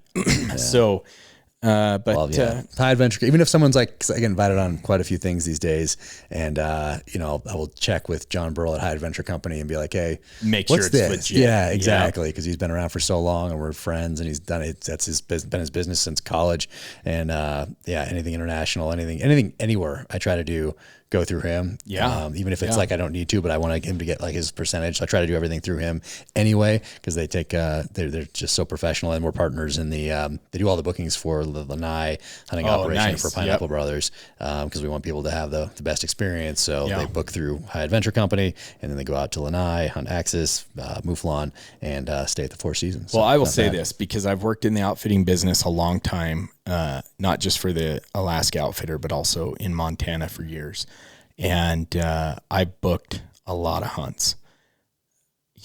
It's important you find someone you trust. And once you find that person, then you're good. Like you're talking here. I don't know. I mean, we don't need a booking agent to book our hunt in Greenland again, because you can go direct. We're going to go direct, and that family is fantastic. The hunt was awesome. It was just barely, right? We were supposed to, they're telling us like negative 30 degrees or so. So I've got John Barklow. I called him up. I'm like, hey, I need gear for like -30, -40 degrees. Do you have that? He's like, oh man, I know exactly what you need. Just had a guy do a hunt just like this. I'll send you what you need. So he sent me a bunch of gear. And I think it's called the Blizzard maybe setup, but that was too warm. We get there and it's showing like -20 or so. The next day, -15. That's the day we couldn't hunt. The next day it was like 10. The day we hunted, when I killed my muskox, 48. Wow. I was in a t-shirt. No kidding. It was phenomenal. That is wild. It was awesome. And what time of year were you there? This was in March, first week of March. Okay. So we're in Greenland, first week of March, but you're on four-wheelers. You're driving out in these frozen bays on the ocean. Okay. And just driving. They have concessions there. So, you know, certain people, the guides can hunt just their area. Okay. It took us about 2 hours to get out to our area. And similar to your experience. On a four-wheeler. On a four-wheeler on the ocean. Okay. But we're passing muskox all over. And, of course, I've never seen one. You're like, is that a shooter? No, I'm is like, that a shooter? No. I'm stopping at every single one because I want to look at them. Yeah. So you could tell the guide's like, hey, let's just get to our area. There's just as many muskox there. And so we get there. As soon as we pull into their area, there's a muskox up on the bank. And the bank's about 10 feet above the ocean, maybe 15. Anyway, the muskox sees us, turns, and moves off. But they don't really move that far unless you pressure them. So he's like, hey, let's sneak up there. I didn't get to see what it was. And I'm hunting with a bow. And so we get up there. We crawl in. We're 40 yards from these things. And I look at him and I'm like, hey, is that a good one? And kind of like you had on your experience with the bear, he's like, he throws out one of these. That's a good one for a bow. Oh, man. And I'm like, okay. And I wasn't 100% sold on it anyway. Yeah. You know, I've looked at pictures. I kind of have an idea in my mind what I think would be cool. And he throws one of those out. Yeah. So I'm staring at the muskox and I've got an arrow knocked. I'm ready to rock. And I'm looking, he's broadside, and I'd look back at the guy, and I'd look at my friend, and then I'm like, would you shoot him with a rifle? He's like, no. I'm like, I don't want him. So my buddy, I'd drawn the straw to go first. There were 3 of us hunting. One of my friends, he says, okay, well, that was your turn. I'm going after that one. And there's a big one up on the hill that he'd been glassing while I'm sneaking out onto this one to see what's going on. And he takes off after that thing, and he's got his bow in hand. And they get up there, they get busted. The muskox takes off, and he grabs the rifle and just hammers this thing. It was like 20 seconds into it. But it's big. It's a beautiful muskox. We take care of that. It's actually pretty interesting how they do it. So you and I, if we were to kill something that we had to pack back to something, I would quarter it out, right? You're certainly not dragging it. Yeah. Well, the way they did it, well, on this one, we were lucky, but if they pack it out, they actually cut the thing in, they'll skin it out completely and cut it in half. Okay. And carry the front half one way, and they'll carry the back half. I would never do it that way. Yeah. But that's how they do it, and that's how they've been doing it. Yeah. And it's crazy. Yeah. And that's what I love about hunting internationally is that you get to see all those different customs across cultures and to see how they do things differently. Exactly. Even different countries in Africa, certainly different countries in Europe have different hunting traditions. And so to hear that. The way they would skin it even was different than what I would do if it was just me hunting. Yeah. Like it was pretty cool. But for my particular story, after that's all done, we go down the road, we get out of that fjord and hit a trail, and we're cruising along, and there's muskox more or less bedded down in the trail. And so we sneak in on them with the bow, and there's one other buddy of ours who is only hunting with a rifle. Well, there's 2 big muskox, 2 nice ones. One significantly bigger than the other. That's the one I wanted to go for. In the end, we sneak in, and the second choice, if you will, works his way to me. He gets to 70 yards, and I'm like, oh, that's too far. It's pretty windy. So I start sneaking in. I bust him. He doesn't know what's going on. He just knows something's there. So he takes off running. So I just laid down in this brush. 30 minutes later, he mills around a little bit, beds down. So at that point, I belly crawled in to 53 yards, and I just sat behind a bush. He stands up, starts feeding again, and that was it, man. Came to full draw, let her rip. It was a perfect shot. Didn't even hit a bone. Zipped right through him, and he ran 25 yards and was dispatched. That was it. He was done. I'm pumped out of my mind, right? And, well, all this is going down. This other big one that I mean, he's a lot bigger. He stands up wondering what's going on, and he starts milling around trying to figure out what's up, and my buddy hammered him. So we killed all 3 muskox in one day. Wow. How long was the hunt supposed to be? 3 days. It was 3 days. Okay. 3 days. So, I wouldn't have held out. I wouldn't have been like, I'm not shooting that. I want the biggest one on the mountain. It didn't matter. I was just excited to be there and experience it all. Yeah. But we were done in 3 days. Now, granted, we had lost a day to the payment issue. Right. Although she did say, if you need a third day, we'll give it to you anyway. Oh. So that was awful nice of them. But what we ended up doing is we went back and booked a tour with one of the local groups there to take us out to the glacier, to the ice cap. And you go to it's called Russell Glacier. Holy cow, beautiful. Wow. Oh my heck. It was incredible. And I've seen glaciers before, but there was just something for me to be like, I'm at the edge of the ice cap of Greenland. That's cool. And so that by itself was just an incredible experience. Navy Federal Credit Union. Navy Federal Credit Union is here to help military members and their families tackle home ownership during this high rate market. With their new no refi rate drop option, if you buy your next home now and mortgage rates drop later, you could lower your rate by paying a low fee instead of refinancing and paying thousands in closing costs. They offer mortgage options with 0 down payment, so you don't need to wait years to save. Also, planning any travel this summer? Navy Federal Flagship Credit Card treats members to our highest rewards and premium benefits. Flagship makes it easy to rack up rewards with higher points on travel, including everything from tolls to terminals. Earn a bonus 40,000 points when you spend 4,000 in the first 90 days, plus enjoy a free year of Amazon Prime. At Navy Federal, our members are the mission. Learn more at NavyFederal.org. Federally insured by NCUA, membership required, equal housing lender. Terms and conditions apply, loans subject to approval and eligibility requirements. Open to the armed forces, the DoD, veterans, and their families. As of 5/1/2023, the rates for Flagship are 14.74% to 18%. Based on credit worthiness. ATM fees for cash advances are up to $1 at non-Navy Federal ATMs, a $49 annual fee for Visa Signature Flagship rewards. NavyFederal.org. And you want to go back there with your family next? I'm going back. I came home. I told my wife, I'm like, I know I told you this was once in a lifetime, but it is definitely 2 in a lifetime. Yeah. And I want to take you and the kids. She would love to go. My wife loves to hunt too, but she also just loves the adventure. Right. So we're going to go back. We're going to go in the fall this time and do caribou muskox. So, and it's a good thing to do to take my kids. My kids love it, and I love traveling with them. Yeah. And I had so much fun. Like we hung out in Copenhagen too. And you know how you said you take a day or two in each place and check it out. And we did that, and it was phenomenal. Man. But if anyone can get out there and do it, I highly recommend that you get out and do this hunt. Yeah, on the list for sure. That is awesome. And where do you stay when you were there? So there's a hotel right there. I don't know it's a hotel right there at the airport.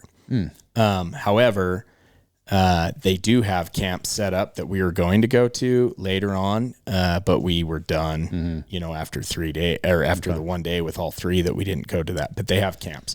So when we go back, we're actually going to the camps because the ocean's going to be not frozen. Yeah. And so we go out to their camps that they have set up. Okay. And, he can fit and they're pretty nice camps. Yeah. And it's not if you're looking for a fun international hunt that's not terribly expensive, that would be one. Okay. Yeah, it's not crazy. Yeah, that is definitely on the list. My buddy here, when you walk into his house here in Park City, you walk in, that's the first thing you see is a full body mount of muskox. It's ready to be full body mounted. Yeah. I don't necessarily have somewhere to put it. I'm just looking around in here. Yeah, I was thinking, right there behind you. Exactly. So I have an office, and so I think it'll probably go in there unless I can convince. We have 2 pianos in our front room because my son's a phenomenal piano player. Wow. But if I could convince him to move one of those pianos. Why does he have 2? Are they different for different things? Yeah. So one is my wife's grandma's piano. Oh, wow. And then the other one is just a fancy electric piano. Okay. So he does different things with that. And the keys are weighted differently. So depending on what he's working on, he works heavier key. I don't know. Okay. This I don't know all the answers to it, but yeah. He had his keyboard in there too, and his mom told him, "Look, this is too many pianos. Three's too many." Yeah. So he had to move that. But I mean, I'm okay with it. I'm a huge fan of the piano. I always have been.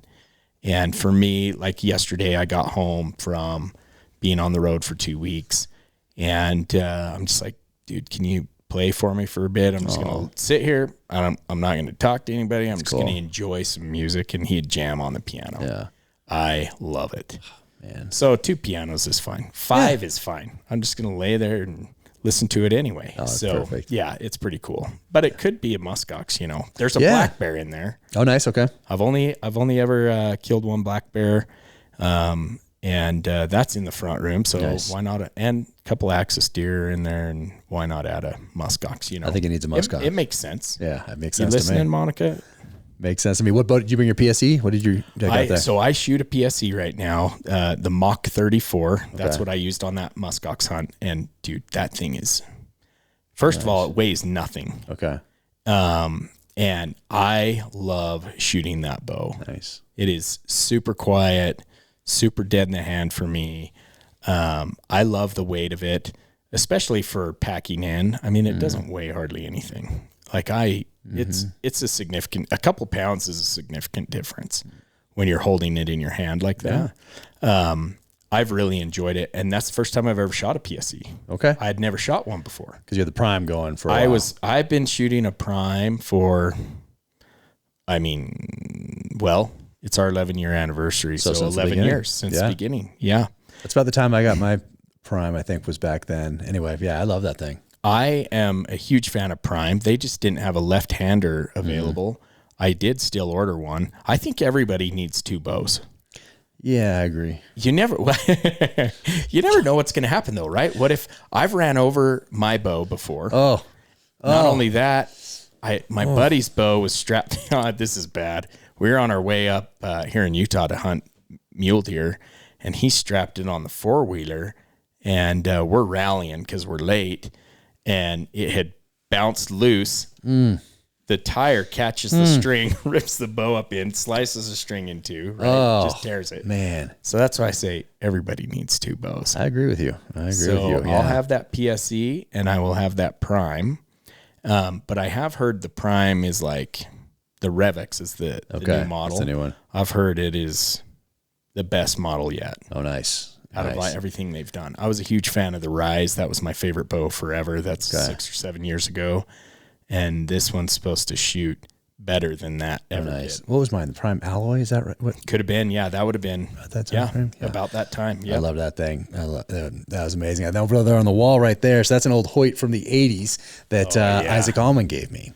That's awesome. Yeah, it says Rambo on it. So it's was it the Rambo model? It's not the Rambo one from the show, but it's a Hoyt Rambo thing that they sold that says Rambo because Hoyt was the one that built that and built the Rambo bow. So Isaac gave me that, so I put it on the wall there. It's just awesome. So that is awesome. So how long have you been shooting a bow then? Since I was a little kid. Really? Yeah. So I was probably 5. I think I have pictures of me at 5. Wow. Shooting, okay. And I always had a bow. I've never not had one. That's awesome. Didn't necessarily back then, how you're supposed to get instruction. You don't know. You're just kind of like doing what like the YMCA person tells you to type of thing. You know what I mean? Yeah, or what you see in the movie, what you saw in Robin Hood or whatever. But get a new bow as I kind of grew. I outgrew one and into another. And then I would just climb up on our roof of our house and kind of shoot down at hay bales. Cause back then, the arrows wouldn't go right through. Now they certainly do if you have a bow like, any of these.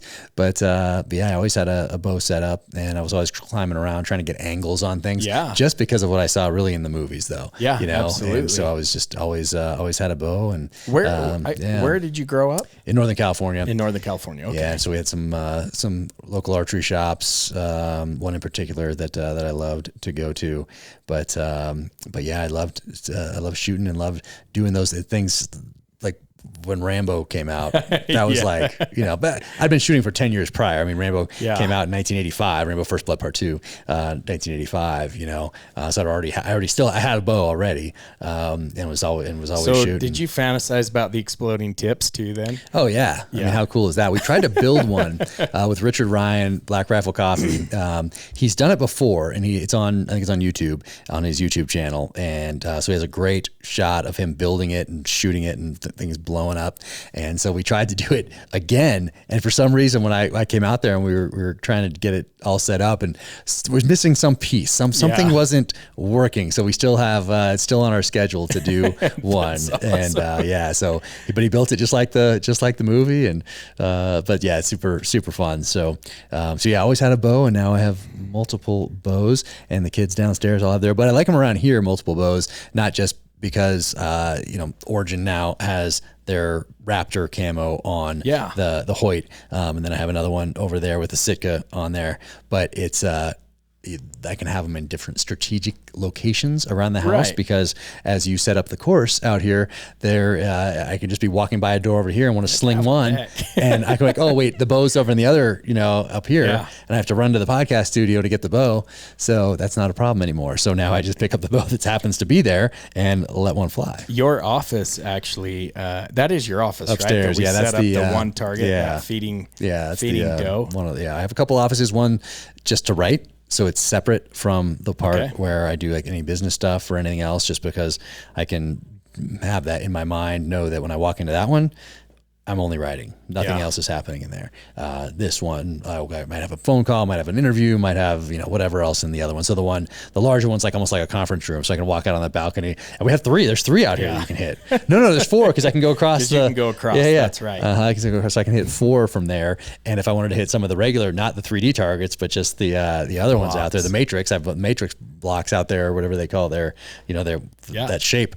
I have 2 or 3 of those out there too. So I could probably 1, 2, 3, 4.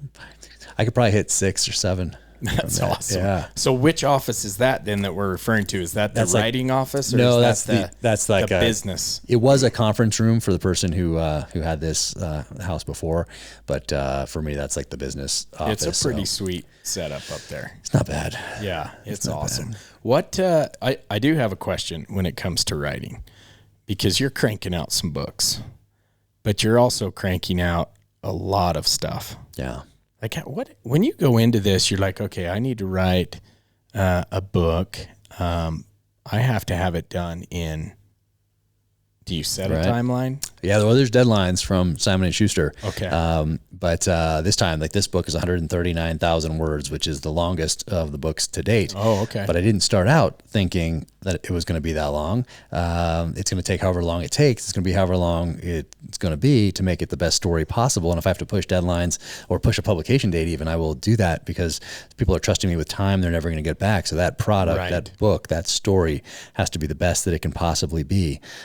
So it's never about me getting to, 100,000 words, better wrap this up. Like never. It's just all about the story. Gotcha. But this being my 6th, I thought, okay, I've done this 5 times before, and here's my outline. I have my executive summary over here. Okay, I think this is going to be about 115, 120,000 words. And then I just blew by 115, blew by 120, blew by 130, blew by 135, and ended up being 139,000 words just to make it the best story that it could be, which meant that I pushed some deadlines a little bit, but publication date stayed the same, but I wouldn't have a problem. I'd never sacrifice quality just to hit that publication date. Right. And so anyway, that's how this one turned out. But I'm glad. Then looking back, I really did have to cancel that Alaska hunt, because that was in August, I guess it was, or September, I forget now. But I was working on this for quite a while. How many words have you written in those 6 books? If that's 139, I mean, you're talking. I should add it all up. Like the first one I'd say was probably 110. I want to say 111 maybe. So we're talking 700,000 words. Yeah. Oh yeah, more. Yeah. It's unbelievable, and it's all up there. Just Do you? Maybe this question's not allowed to be answered, or you just don't know the answer. But do you know like how things are going to end? No, I'm keeping it. I'm keeping it open. Like I wouldn't want to. I don't have a set number of books. You don't want it to be done prematurely. Well, I don't have a set number of books that I want to do, or I don't have an end in mind for my character. But I very intentionally have put characters into the story that are supporting characters that also are multi-generational. So I can go back and the Hastings family, I can go back to World War II, I can go back to the Bush Wars in Africa, and I can explore that side. I can go back to James Reese's dad, which I talk about him quite a bit in this latest novel, but I can go back to Vietnam. I can go into the 70s and 80s with what he was doing there. I can go to Reese's grandfather and go back to World War II time frame and post-World War II. Are you revealing some awesome info right now? Yeah, I don't think I talked about this too much before, but I did that very intentionally, so that I wouldn't all of a sudden like, oh, I'm at book 12, oh, I'm not sure where to go next. Oh, I need to give my main character a grandfather that had an interesting life in World War II, so I can go do that. So I very intentionally already wove those things in as those people in as supporting characters that essentially give my main character the tools that he needs to solve problems through wisdom and through their past experience, which just happens to also get readers saying, oh man, I wish you'd write something about that. That was going to be my next question is, and I'm in the same boat, right? Because I've read all your books. Oh, thank you. Do you have a lot of people saying, hey, it would be awesome to know backstory on this or that? Or? Yep. I get it almost daily, I would say. That's fantastic. For this next season of The Terminalist, it's a spinoff. So we're doing a spinoff series next with Taylor Kitsch's character, Ben Edwards, and it's an origin prequel story. So going back to his time in the SEAL teams and how he transitions into the CIA and kind of how he turns bad type of a thing. And Chris is in 3 of those. Which was really sad, by the way. Yeah, well, this is one of the ones that I thought one of the characters that was much more fully developed, both on the page and then when Taylor took it to the next level with how he portrayed the character on screen. That was one of the ones that was much more fully developed for the show than it was in the book. Than that character was in the book. And of course, Taylor is amazing. It was a fan favorite character, and then so it just made sense to do a spin-off. And I was thinking about spin-offs anyway, and I actually came back from the premiere of the show last June. We had it in LA in June, and then it actually dropped on July 1st. But I came home, and for some reason, my wife and the kids were gone for the day, and I can't even remember why they were not here. But I woke up the next morning after coming back from LA, and I just got up and I started writing. And the reason it sticks with me is because I was in a chair that I would not normally sit in, because it's a high traffic area in the house with 3 kids, dog, my wife, everything. And so I was in that chair. That's why it stands out to me. And I just stayed in that chair that I normally wouldn't sit in just because it's a high traffic area and a lot of interruptions. But I wrote from the second I woke up until really late into the night. And I wrote a spinoff, and it's, I won't say what it was, but I wrote a spinoff, wrote all the episodes out, 8 episodes. And then I was like, okay, this is awesome. Sent it to the showrunner, and he loved it. And then a day later, 2 days later, maybe a week later, whatever it was, same time frame, Chris Pratt calls, and he's like, hey man, I have an idea for a spinoff. And he pitched me the Ben Edwards story. Yeah. And I was like, that sounds like a fantastic idea. Let's do it. Because mine was not that. Mine was not that. And of course, thinking of it now, it makes the most sense. And Chris is so smart. Oh, and he's such a great guy. But he's really in tune with all of that sort of a thing where I'm just thinking like a story. He's like, I'm sure he was thinking, well, we have Taylor. Taylor is incredible. Taylor brought so much to this role, and it makes so much sense to do a spinoff based on that character. People are interested in it. Why would you do one that wasn't even introduced in the show? Right. So I was like, yeah, fantastic, amazing. And he called Taylor and the rest of the crew, and everybody, of course, is on board. And then we all got together and wrote a little something out and pitched Amazon on it all together, and they loved it. And next thing you know, we're off to the races. But that's awesome. But now a little writer strike is going on. So depending on how long that is, it might push because it's pencils down now since the writer strike. But what exactly does that mean on the on the writer strike? Is it they're all part of a union or? Yeah. Okay. The Writers Guild of America, the WGA, and I'm not a member of it yet. I think I would be after this one because I'm writing the finale. So you have to do certain things kind of to be a part of it. Okay. So I'm not part of it now, but I'm still pencils down on it. I have respect for what they're doing. That's what I was going to ask. You're also pencils down right now. Yeah. Okay. So I'm just focused on book 7, and I have a nonfiction book on the 1983 Beirut barracks bombing. That's I saw you coming announce out. that the other day. Did you not on Instagram? Yeah, maybe? I did that, and it's coming out in a year and a half. So working on that with a historian and Pulitzer Prize finalist James Scott, who is absolutely amazing. And so that's slated for a fall 2024 drop. Dude, how do you keep it all together? Seriously, see, there's certain moments in my life where I'm like, I'm busy. Yeah. Like, I'll be around, I'm like, no, I don't have an extra second. I am busy. And then I come up here every time I talk to you over the last couple of years. I'm not that busy. Well, I mean, we're all busy. How the hell do you do this? I mean, we're all have a strategic plan, and you want to approach that plan. Well, first of all, feel so fortunate that I got to do the 2 things I wanted to do with my life, which were be a Navy SEAL, serve my country in uniform in combat, and write thrillers and have those thrillers hit #1 on the New York Times list and have them turn into a show. So like my goals for life, I did. You made it. And I feel so now it's about doing better at all these things, and expanding that readership and that audience, and providing for our son who needs a lifetime of full-time care with his special needs. So that's the mission. My passion is the writing. I bring those things together, and that's my purpose going forward. But as part of that plan, I didn't just wake up one day and decide I wanted to be a writer or an author. I've been a student of the genre from the fan perspective since as long as I can remember. Yeah. So as part of that plan, looking at what Tom Clancy did in the 80s, and that was he wrote fiction, and then in the 90s he started doing some nonfiction, and there were books like aircraft carrier, tank, air wing, like things like that. And he'd bring in a subject matter expert to write those with him. So he moved into that nonfiction space. So for me, just growing up, looking at that, reading those books, it's just very natural for me to think in those terms, and wanting to write nonfiction as a student of history, a student of warfare for my entire life. I always knew I wanted to write some things on terrorism specifically. And so I wrote out a bunch of different terrorist events that were impactful, not just to me growing up during a time in my life that it would have been, because I knew I was going to join the military, and I'm seeing the Beirut barracks bombing, I'm seeing TWA 847, I'm seeing Achille Laurel, Pan Am 103, multiple terrorist attacks in Europe in nightclubs and cafes in the 80s, airports. And so I knew I was always going to go into that nonfiction side of writing, but not here's what I did in the SEAL teams type of a thing. Right. There's plenty of books like that, and I did nothing compared to so many guys out there who have done so much more than I could ever have hoped to have done in the SEAL teams. But I wanted to look at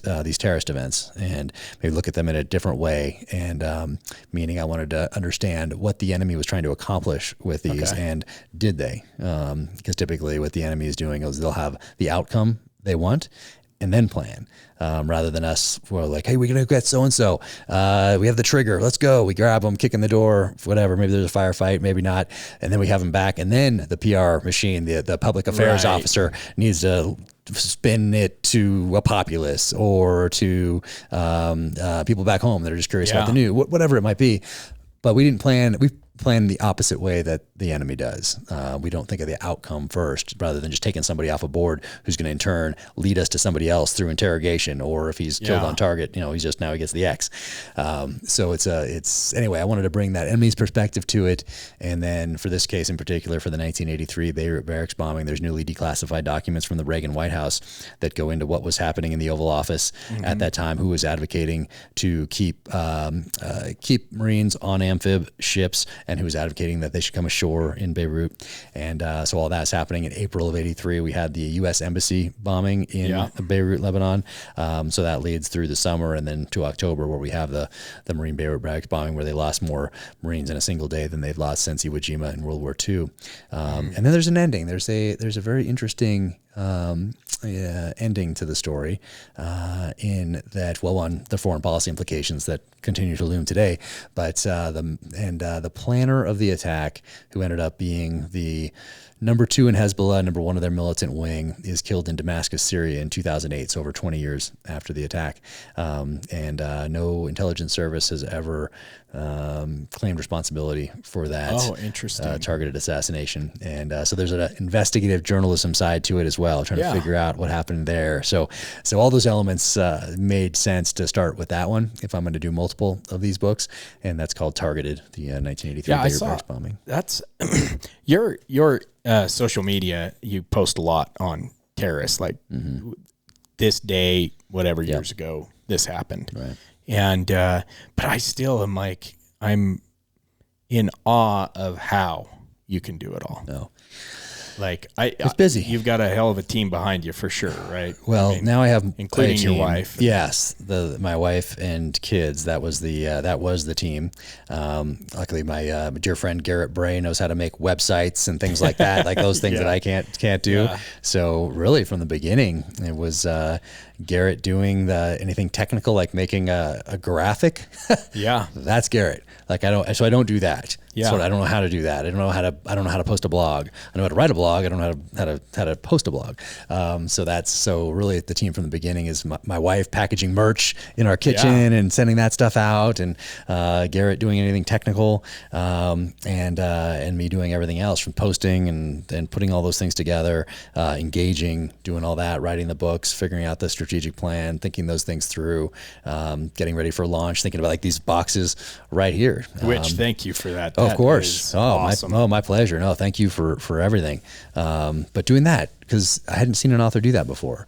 And I thought, okay, when let's say Red Bull launches a new drink, or let's say Apple launches a new iPhone, it doesn't come in like a manila envelope that's taped up with some regular like packaging tape and just comes to you and you're like, who's this from? And you open it up and, oh, it's my new iPhone. Yeah. No, that's not what they do. It's an event. Yeah. I mean, they have a convention, they have the CEO on stage, they do the thing, it pops up behind them and it comes in a box, and as much thought has gone into that box, to the slight color of white on that box, as went into the technical components inside the phone doing what it does.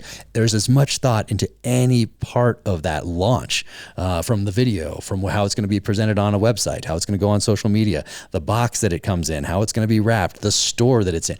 All those things have the same amount of thought have gone into them. Yeah. So I thought, well, why has no author ever done that before?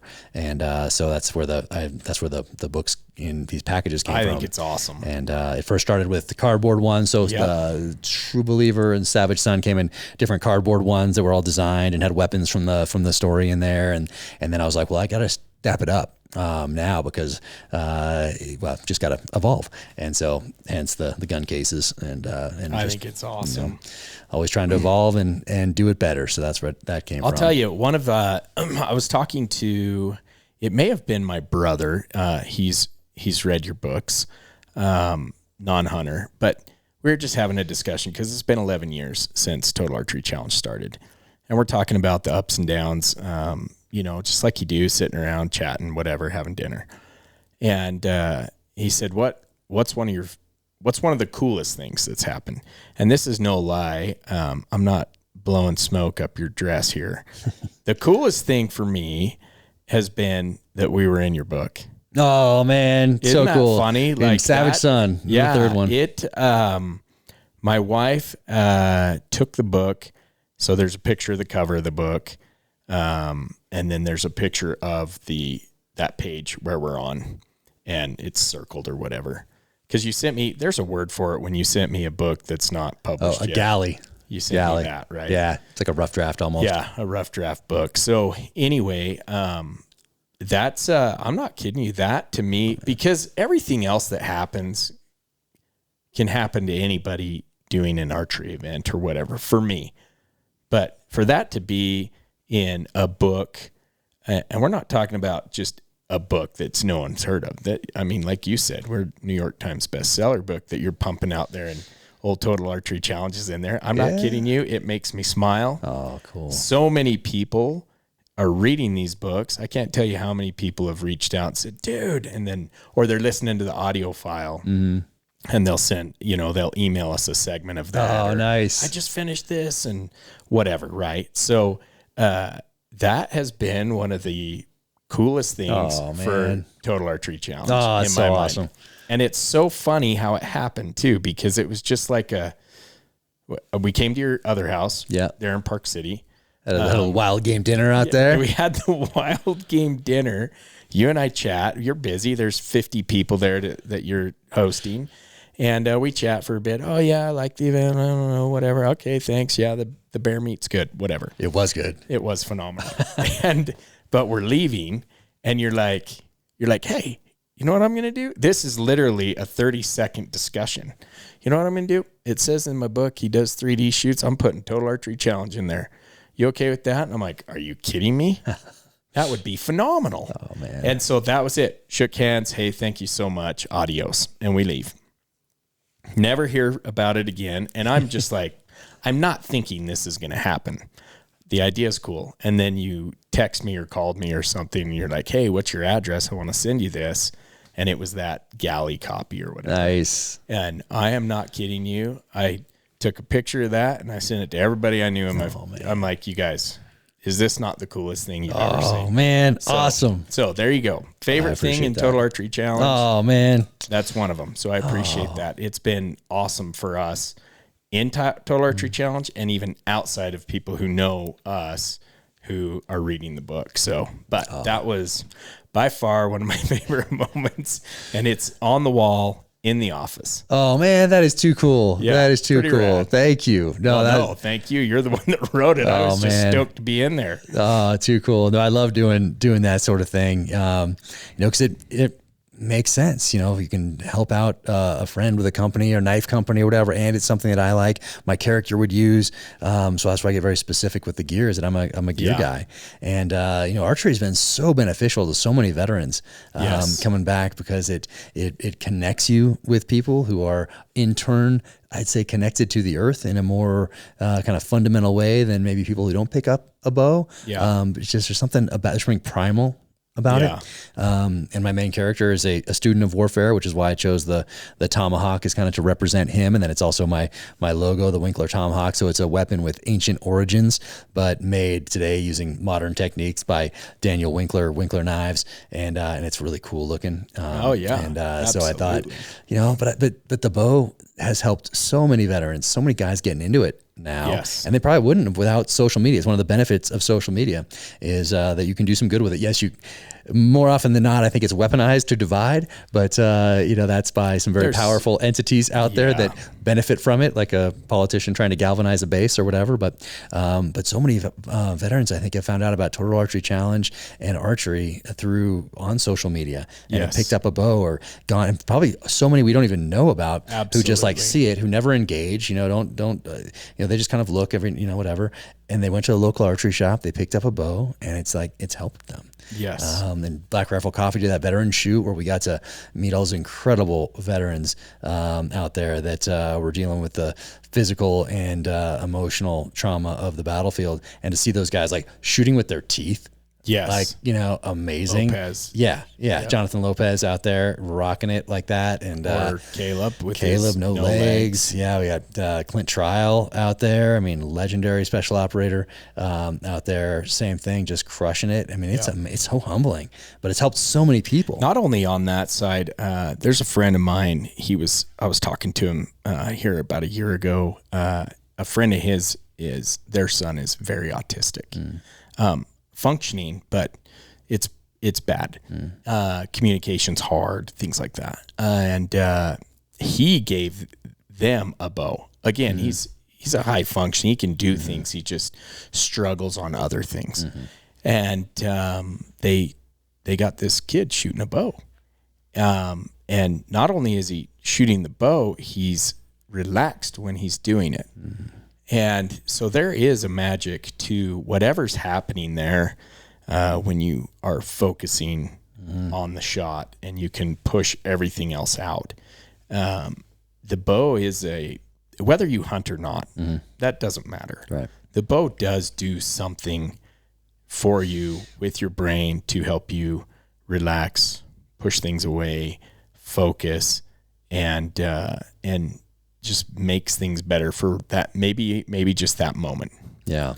Where you can block it all out. Oh yeah. There are very few things in life I've found that give you the same kind of a sense that you're not thinking about other things that require you to be fully in the moment. Like when you're on the edge of about to step off the ramp and do a jump, skydive, free fall. Like that's one. You're not thinking of much else. You're like you're going. You have you're thinking about your procedures, but you're in it. You're in it. Top of a rapid, like in a kayak, as you're about to drop in. Like you're not thinking about anything else. You're thinking about that rapid. You're thinking about dropping into that thing. Full focus. So yeah, full focus. I'm guessing it would be the same with base jumping, but I've never done that, and I will never do that. But same thing with archery. I mean, you're out there. Even if we just grab these bows and go out here and sling a couple arrows, like we won't be anywhere else. We'll be like right in that shot. Yeah. And so there are very few things in life I've found that force you to be right there. Like when I get into that zone on the story, like same thing. I'm only in that story, but with an interruption, I can very easily be taken out of it.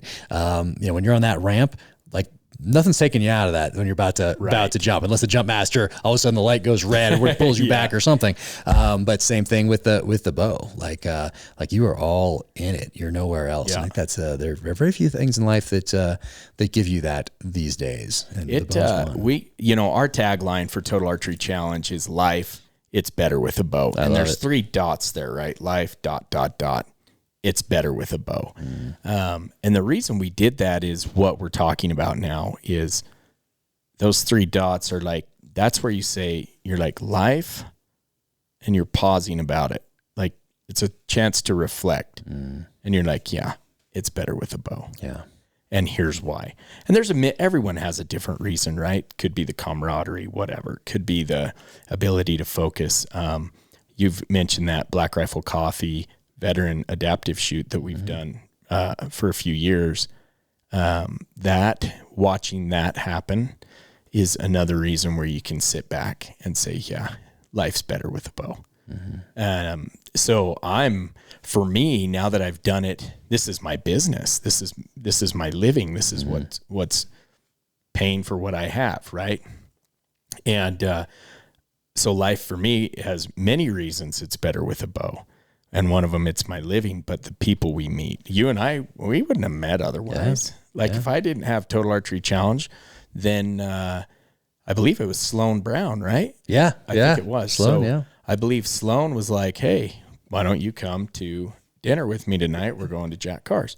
So there's a lot of things that have happened over that time frame. But in the end, all that set aside, when you draw your bow back, and you can push out whatever frustrations for the day have happened, and you're focused, the periphery is gone. Yeah. You are looking through the peep, focused on one thing. And that changes a lot of things. So the one thing I would say to anyone who's listening, like if you don't shoot a bow, you should give it a shot. Yeah. I guess that works, saying give it a shot too. Yeah, but it does. Anyway, it's because of, and you and I, we're not talking about hunting anymore. We're talking 100% shooting the bow. You can do it in your backyard in most places. And there are benefits there that you won't be able to get in your backyard. If you like shooting a gun, for example, you love plinking. Well, you're not going to be able to do that in your backyard for most of us.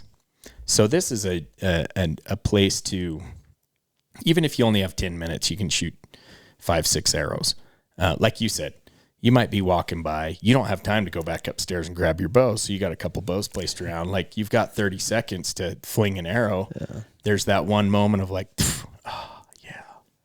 Okay, now back to work. Yeah. So I tell everyone, I'm like, look, man, the bow has magical powers for helping you focus, put away some of the garbage for the day that we all deal with, and just allow you to take in those slow breaths and relax, like meditation. It's a meditation. It really is. You'll hear that from a lot of those veterans. Zen in the Art of Archery. I mean, yeah, I read that back in probably 7th grade. Maybe. Yeah. So it's a pretty powerful tool. And I think a lot of that is the reason you've seen it grow so much is people are recognizing that, and it's something they can do, a form of meditation they can do right in their own backyard. Yep. No, exactly. And this is once again, it's one of the places that social media helps out, because if, let's say 30 years ago, you wanted to give it a shot, well, you had to take a little more effort to kind of to put your toe in. Now you just pull out your phone and it's right there, and you put your toe in that way, which is pretty cool. And there's a million people out there who want to help you. I mean, John Dudley, one of the things I've always liked, you can learn everything you want from him for free on YouTube. Right? Yeah. And there's a lot of people out there doing things like that. Yeah. So I still love my Nock to it release. I love that one. If I started with the silverback, maybe I would have stuck with the silverback, but I love that Nock to it just because it is that thumb right there. And that's when I started with. So I just stick with that one. I just got it. Yeah. I mean, I haven't even pulled a bow back with it. I literally just got it. I love it. And Texas, I haven't had a chance to shoot since Texas. I got it at the event, and I'm excited to try it. Yeah. I think when you go to grab one, I mean, John might say something different, but when you want to, if you get used to one and then you switch over to the other, it's probably a little more difficult because they're exact opposite of the way they work. Right. You know, so I've just stuck with that. Is the silverback the back tension? Or? Yeah. I mean, they're both back tension, but you're still a thumb. You know, thumb. Even really the thumb, you just do. I mean, it's still back tension. You could punch it if you wanted to. Yeah, exactly. Yeah. The other one just works in the opposite way, which is, I don't know if that makes sense, but yeah, so I've just stuck with that, and I love that release. Absolutely. I think I have a mini one now. I don't know if I don't have that one, but I have the regular one. And Nock on Archery. Is it knockonarchery.com? Yeah. And people can check it out on there and find out more about Dudley and his School of Nock. School of Nock. That's it. But he does a really good job. One thing I'll say about John Dudley, and granted, you know, we work together in the sense that he attends a bunch of our shoots, and he's a major sponsor of it. That is a man that is dedicated to his craft. Oh yeah. And to his people. Yeah. What I mean by that is he'll come to these events and stand out there with a smile on his face and shake hands, slap high fives with every single person that wants to shoot with him. And I mean, for whatever anyone thinks about him, one way or the other, the man is dedicated to the Nock On Nation. Oh yeah, hashtag Nock On Nation. Yeah, Shout I mean, out to if you want to learn archery, that guy, he knows archery. Yeah, I mean, he has his Nock Squatch or whatever on those courses, and you know, he'll have kids that normally are shooting 40, 50 yards, and next thing you know, that kid's shooting 110 on the Nock Squatch and hitting it because J Duds, that's what I call him, Dudley. J Duds is there. He's like, okay, no, do this. Okay, you know what? Arc it a little higher or whatever, and get these kids in. And the celebration they have is phenomenal. Yeah, it's cool. It is so cool. I mean, he loves his people. Yeah. And he is a master of his craft. Oh yeah. So I love he gives me tips when he just like we're out there together or whatever, and he just sees it, you know, just like having a professional who that's their passion in life and it's their job, and they're watching you, and they give you one little thing, and then wow, it changes your whole everything. Yeah. So I'm still waiting to be able to have a little personal shooting time so he can coach me, but I'm going to work that into it because you have to. Come on. Yeah, absolutely. You listening to this, John? Yeah. But anyway, back to the bow. The bow is an amazing tool to use as a meditation and, if you will, less stress. Yep. So get down to your local archery shop and talk to those guys and test out a few and see what's working for you and what you want to do and where you want to go. And the bow chooses you, so you got to shoot them all. I love that. The bow. But there is one thing that I think some people are. There is a bow available for all budgets. I think so. Yeah. Like you don't have to go in and buy the most expensive bow to start out. Get in there, get a bow, enjoy it, learn how it works. And then as you graduate into different levels, then you could move up. But you don't have to commit to, this. You don't have to do this craziness right here. Yeah, you don't have to commit to the top end to start taking advantage of shooting archery. Yeah. There's a lot of good packages out there that fit all sorts of budgets. Yeah. And your local pro shop's going to know about that too. and they're going to help get you dialed because they want the same thing for you we do. Yeah. To go out, love to shoot, and just get after it. Yeah, I want to get into some more trad bow stuff. I've been meaning to do it for a few years. I have a guy, he's Tracker Joe 08 on Instagram, but Joe Bork is his name, and he built me that bow over there in the corner. Amazing. Then he built me this arrow up here from Savage Sun. So he did research into, what a tribe in Siberia would have used, and he tried to replicate all that. Yeah. So so at the end, that's a deer bone out there. And it's held on with some sort of a tar that he made. And then he just did all that research and made that arrow. So I put it right there up above my little sign and below the Parker shotgun. But he made all that. And then he made that bow over there, and amazing. But I've been wanting to get into the trad stuff for a long time. You've got to. But at some point I will. I need the stalker stick bow. I've been meaning to just get one for the longest time. But going back to the schedule, things are a little busy these days. You're so busy, and I'm still dumbfounded by your ability to do it all. But I'm also now I do have, like this podcast. I have Ironclad, amazing. Thank you, Ironclad. Because when I first wanted to do a podcast, I wanted to do it because I started getting all these questions on social media. Yeah. And I'm like, well, social media really isn't the place to have a discussion or to answer some of these questions about, let's say, more contentious issues. It just doesn't lend itself to. Right. Well, you don't get the full context. Yeah. And I think that's important. Yeah. So I was like, you know what? I'll just do a podcast. I can answer some of these questions or have a conversation with somebody, and it'll be it'll be more constructive. Yeah. And so I got that thing right over there. What is it called? The Rode, whatever it is. Yeah. So I got that. I got a Carr memory card. I got that little kind of cheapo camera, whatever, video camera. I got a tripod, and put it on top, put the memory card in there, and I could press record on this, and I could press record on that, and I could do this, but that's it. When it came to, okay, now it's time to the next step. No, uploading to where and how, and no idea. So it's important to know your limitations as a 70s police officer detective in a movie once said. So I knew my limitations, and so Ironclad came in. They were doing my book trailer videos, and they do such an amazing job with that. People always think they're movie trailers because they do such a great job with them, and they're so professional. Well, so there was one you just released. What was that? Was that on the? So that's for this book right here, and that's Ironclad doing that. We did a 15-second one on Monday just before we walked in here. I posted a 30-second one, and then the full one that's over a minute, full trailer, drops on Friday. Yeah, that does look like a movie. Yeah, people are always confused in the comments every time, asking, "Is Chris Pratt in this?" And it's just it's a book trailer video, but they do such an amazing job with it. So they do all this. So there's more of a team now that can help with some of those things that I was doing at the beginning by myself. Because when you start a business, as you know, you have to do all the parts of it. You have to have the product has to be the best it can possibly be, whatever that product is, whatever that widget is. But then you have to be the CEO, the CFO, the CMO, the social media manager. You have to do all of those things. The janitor. And you're the creative. You're the you're all of it. You're building it. You're the engineer. You're all of those things. And so that's kind of how I looked at it. I looked at it as, hey, this is a startup. It's like having a computer in your garage in 1977 or something like that.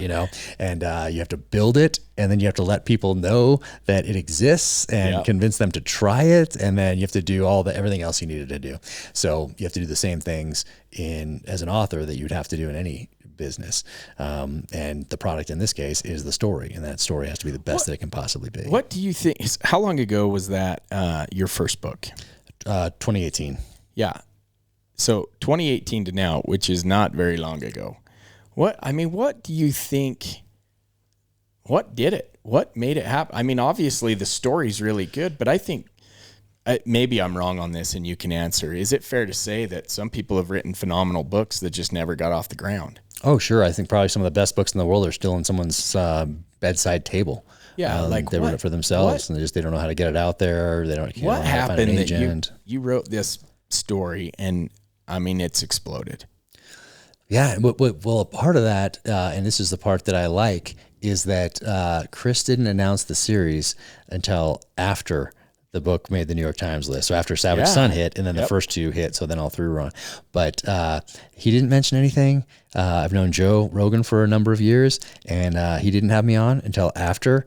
Tucker Carlson and I have had mutual friends in common. Now we know each other, but people have been trying to put us together for years, and we're both just too busy. But so I was always kind of like, man, I wish Chris would say that, that this book's coming out and he's going to play it someday maybe, or he optioned it. Right. But he didn't. And I was like, man, I wish Joe would have me on. It would really help, but he didn't. And I'm like, man, Tucker, I wish Tucker would have me on too. That's a big audience. That'd be really cool.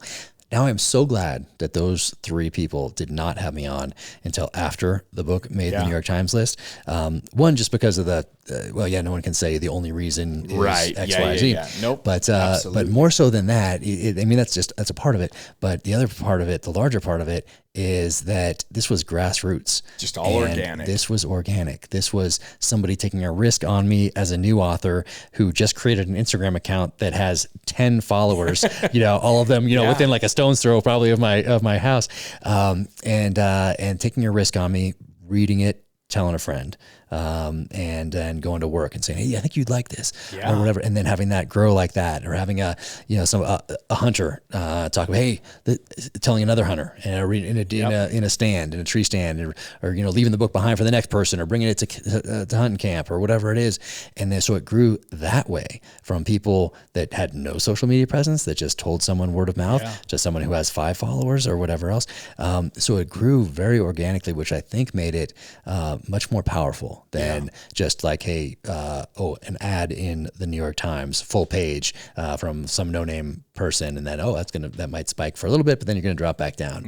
There's not that emotional connection. And then once people did read it, I think really what made it stand out, and what's making them stand out or resonate with people anyway, is that the feelings and emotions that the protagonist James Reese feels are things that I've felt downrange. So if my character gets ambushed in Los Angeles, California, I don't have to go find someone who has been in an ambush and talk to them and have their answers get filtered through other interviews I've done for research, movies that I've seen, documentaries I've watched, whatever it might be, and then go into a fictional narrative. No, I just remembered what it was like to be in Baghdad, 2006, actually be on the receiving end of an ambush. And then I take those feelings and emotions and apply them directly to this fictional narrative. So it's from my heart and soul right to the page without any filter. So when someone's reading it and they're like, oh man, this feels real. Why is that? It's because it is real. It's coming from a real place. So I think that stood out to Simon & Schuster, who sees thousands of these things every year. And I think stands out to readers as well. So if I was to point to something, I think it's that grassroots effort from people who didn't have to take a risk on me, who did. And then it's the feelings and emotions behind what the protagonist is going through on the page. So I think those things came together at the right time. And then after the third book hit the New York Times list, and then the other two popped on because of it, then Rogan had me on. It was really cool. I mean, texted me, like the next week and was like, hey, you want to come on down? Yes. You're like, yeah. Well, I'll be honest. That's how I felt when I got the email to come on here. Oh man, I was like, cool. Hell yeah, I do. Oh man, no, thank you. I mean, I think we were still building this last year when we put up the targets, right? Yeah, we wasn't quite done, or was just getting there. Yeah. So we're getting close, but it wasn't quite there yet. So yeah, now it's done, and now you're here, and the snow is melting, and you can see some of the 3D targets out there. So in the next couple of weeks, we'll be able to walk around and sling some arrows and do the whole thing and see if anybody got destroyed either by animals or the snowfall, the snowpack over this last few months. So no, man, I sincerely appreciate all the support. And I love what you're doing at Total Archery Challenge. Obviously, I've been so excited about it since I first heard about it, and I'm trying to figure out how I first heard about it. And I can't even remember how I first heard about it. I wouldn't even know. Because I didn't have social media. I didn't have anything. We're a big ours was grassroots for sure. It was everybody sharing with their friends. So it's a similar story as you. If you would have come, back then, I mean, it wouldn't have been through a Black Rifle connection or anything like that. It would have been, somebody who was like, oh, you should check Might have been Barklow. It could have been. He loved Snowbird. Yeah. So it very well could have been Barklow. Yeah. I think, that's possible. Because I'm trying to think how else I would have found out about it. There's maybe, I don't know, performance archery maybe, but I'm trying to remember. I'm not sure. I would bet Barklow. Yeah. Like I feel like that's probably the quickest connection to that, especially back then. Yeah. Because when you would have been there in, what were we saying, 16? I think 15, 16. Yeah. So we were still in our infancy, if you will, back then. And so it would have been probably more along those lines. Yeah, I think so. I think we're heading to Wyoming, touching base with Barklow. I think he was maybe just leaving doing the civilian side of the military, being the survival instructor, cold weather warfare instructor up in Kodiak, coming back down here to lower 48 and getting into the gear side of things. So I'm pretty sure that must have been it, because I was touching base with him and talking to him, finding out what he's doing next and all that sort of a thing. So I think that's probably what it was. Because he was here in Utah, and it makes sense. You're like, oh, we'll come by, check this out. I think so. Well, I'll ask him. I just saw him last week in Bozeman, and we got to hang out up there. Went up there and did the Meat Eater podcast up there, and touch base with Barklow, spend an afternoon with him. And I would love to hunt with Barklow. Oh, he's fantastic. I don't think we've ever hunted together. We spent time in the backcountry together, and obviously at TAC. But yeah, we haven't gone out hunting together When yet. we go do that hunt in Alaska, we'll do it with Barklow. That'd be awesome. I think this is a plan. It'll have to be when you're less busy, of course. So whenever that moment is, then we'll plan something like that. But it would be awesome. But it has been a super cool journey, and I'm sure you've experienced it too. It doesn't come without its frustrations and hard times. It's the whole up and down today, yay, and tomorrow you're like, I hate this thing. So yeah, I mean, life in general, you're gonna get hit, you're gonna go down. That's just part of it. So it's just don't part let of it be it. a surprise. Yeah, it's just part of it. But it has been a incredible journey, and I'm super grateful for for all the people that are participating in it, for all of our sponsors that are participating in it, and for the people I get to meet along the way. Oh man, it's awesome. Too cool. And those sponsors are all, I mean, these companies are great companies, fun people attached, absolutely knowledgeable people attached, just good people all around. It's such a great industry for that. Whether it's PSE or Hoyt or Matthews or Sitka, there's a Sitka course, Black Rifle, Knock On. Who else has their own course? So Prime, the Prime course. Loophole, Ultra View, Hoyt, Knock On, Black Rifle has their own course, and Sitka, and RMEF. So the Rocky Mountain Elk Foundation course is all elk, and we do it at, I think there's 4 of them maybe. It's limited on where we can put it, but yeah. Those are some big animals. They're big. They're big. How many do we have out here? You've got a moose. The moose is the biggest out here. Yeah, you've got a moose, then you've got a standing elk. Do you have a bedded elk too? Yeah, bedded elk. Yeah, and then those would be your 3 bigs, and then you've got the mule deer, which that shot actually is phenomenal. The mule deer shot over here, the mule deer shot is an awesome shot. And then we threw in some smaller ones, like I think you have a coyote or something. Got some small ones, We got the mountain lion, got multiple bears. Antelope. Got an antelope. And the 8-point no antlered buck. The non 8-point. You can shed hunt out here too with these things. Go shed hunt. You find those. Let us know. I'm bringing that up. Thank you. I'm bringing that up, and I'm bringing my bow. Oh, awesome. Let's do it. After this is all done, we'll figure out when you're going to be around. Let's do it.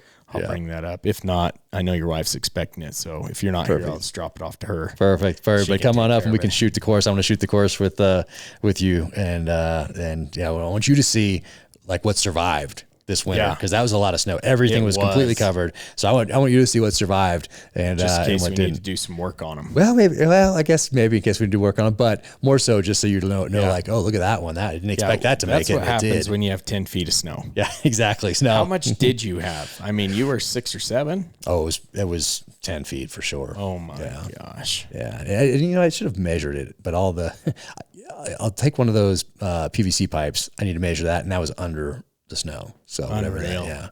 Unreal. Yeah. It was good. And the missus was out there in the snow blower. She's on it. I bring her a glass of wine or a old fashioned. The thing's got Bluetooth and heat in there, so that's the only time that the kids aren't bugging her. So, so I think she spent a little more time than she needed to in that tractor. Let them. That's fantastic. Just to get a little peace and quiet. Yeah, but that's how it goes. I think it's awesome. That's how it goes. But let's do it soon. And then everybody, Total Archery Challenge, amazing 10 locations. Yeah, so we have 10 locations for this year. Yep.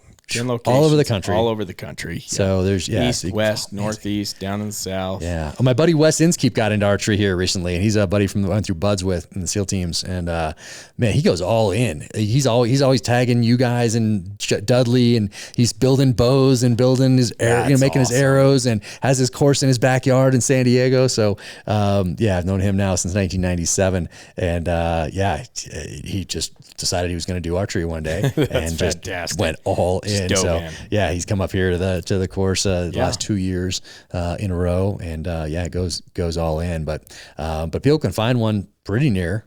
I think with our 10 locations, you can find one relatively close by to get to. A lot of these guys are driving, to them. So if you're within 8 hours, I would think of most. Mm-hmm. There's probably a hole in there somewhere, but we are going to launch some new locations here, not 23, but in the future that will make it even easier to go. Amazing. So stay tuned for that. You can follow you guys on social media, check all that stuff out. Go to that local archery shop, get that bow, get prepared, get more than 6 arrows, get maybe 12, maybe 2 dozen, maybe 3 dozen. Or just bring one. If you're that guy. Has anybody ever just brought one to a weekend and done it? No one's ever brought one, but I've had a guy who brought just a quiver full. He had a 4-arrow quiver. Okay. And he told me he never lost an arrow. He used one the entire time. So it does happen. Now, I didn't ask him if he shot from the cone on every target. Right. Okay. Yes, you can move. Yeah. Assuming he did, then that man can shoot. Right. And there are a lot of shooters out there that are phenomenal shooters that aren't competitors. They're just really good at shooting. Yep. And so it's fun. And then there's other people that aren't as good, and they'll get there. Yeah. No, it's fantastic. And then the arrows. So you guys collect a lot of broken arrows at the end of the season. And I remember you were going to do something with some of them last. We're going to make a knife blade. What are you going to make a handle? I actually, we're working on that currently. I actually just reached out to Tori. Oh, nice. While I've been here, just down the road, your podcast to say, hey, here's. Oh, did you see the knife over there? Did you see the blade over there? Well, the one that Austin showed me, the one that he made for you that had like the casings and the bullets and that to show me some resin work. And so I reached out to him to say, hey, I have this idea that I want to do. Yeah. But we've got a couple other things we're doing with those arrows to try to recycle them, if you will. We do have a lot that do get recycled, but I've been trying to find ways we could utilize those as part of our branding as we move forward. So we have some really good ideas coming out with that. And you'll probably see them either, if not by this fall, certainly by next spring on a lot of the product that we're collaborating with on other people. So, and some of it will involve a broken arrow. Awesome. Yeah. Love it, man. Be sweet. I'm stoked about it. Awesome. So, well, man, thank you for all you do. Thanks for starting Total Archery Challenge and building it into what it is today. I'm excited to see where it's going to go. I'm excited to see these new locations. And hopefully I'll get out on one of those courses soon. But if not, that's why we had to import. That's right. You got your own setup here, but thanks for having me on. Like I really enjoy it. Oh man, it's so fun. I always love seeing you. So I'll see you in a week or two when we get that deer patched up out there and walk the course with your prime. Perfect. Here we go. Awesome. Thanks so much, man. Thank you. Black Rifle Coffee Company. You can help Black Rifle Coffee raise $1 million to benefit veterans through the boot campaign. All you need to do is grab a can of ready-to-drink coffee online or from your local grocery or convenience store. The Boot Campaign is one of the most renowned veteran-focused nonprofits in the country, working tirelessly to provide life-changing aid and benefits to service members and their families. Join forces with Black Rifle in the Boot Campaign from May through the end of the year, where every can of ready-to-drink coffee you buy will contribute to making this massive donation possible. Black Rifle ready-to-drink coffee is available in several great-tasting flavors on the Black Rifle Coffee website, at your local convenience or grocery store, and no matter where you are, you can fuel your caffeine fix while supporting veterans.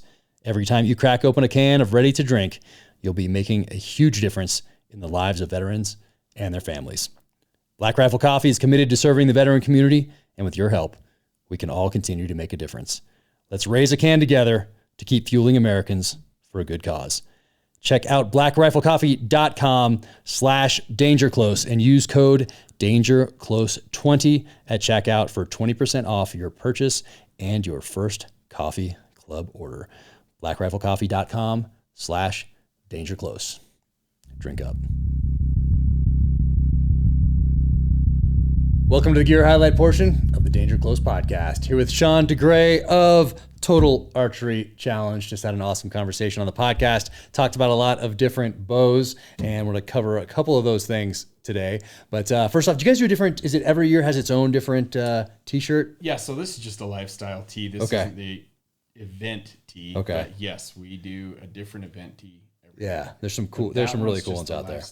Gotcha. I figured since you like elk. Thank you. Then Thank that you. would be the one for you. I like it. Tells me where to shoot also right there. Yeah.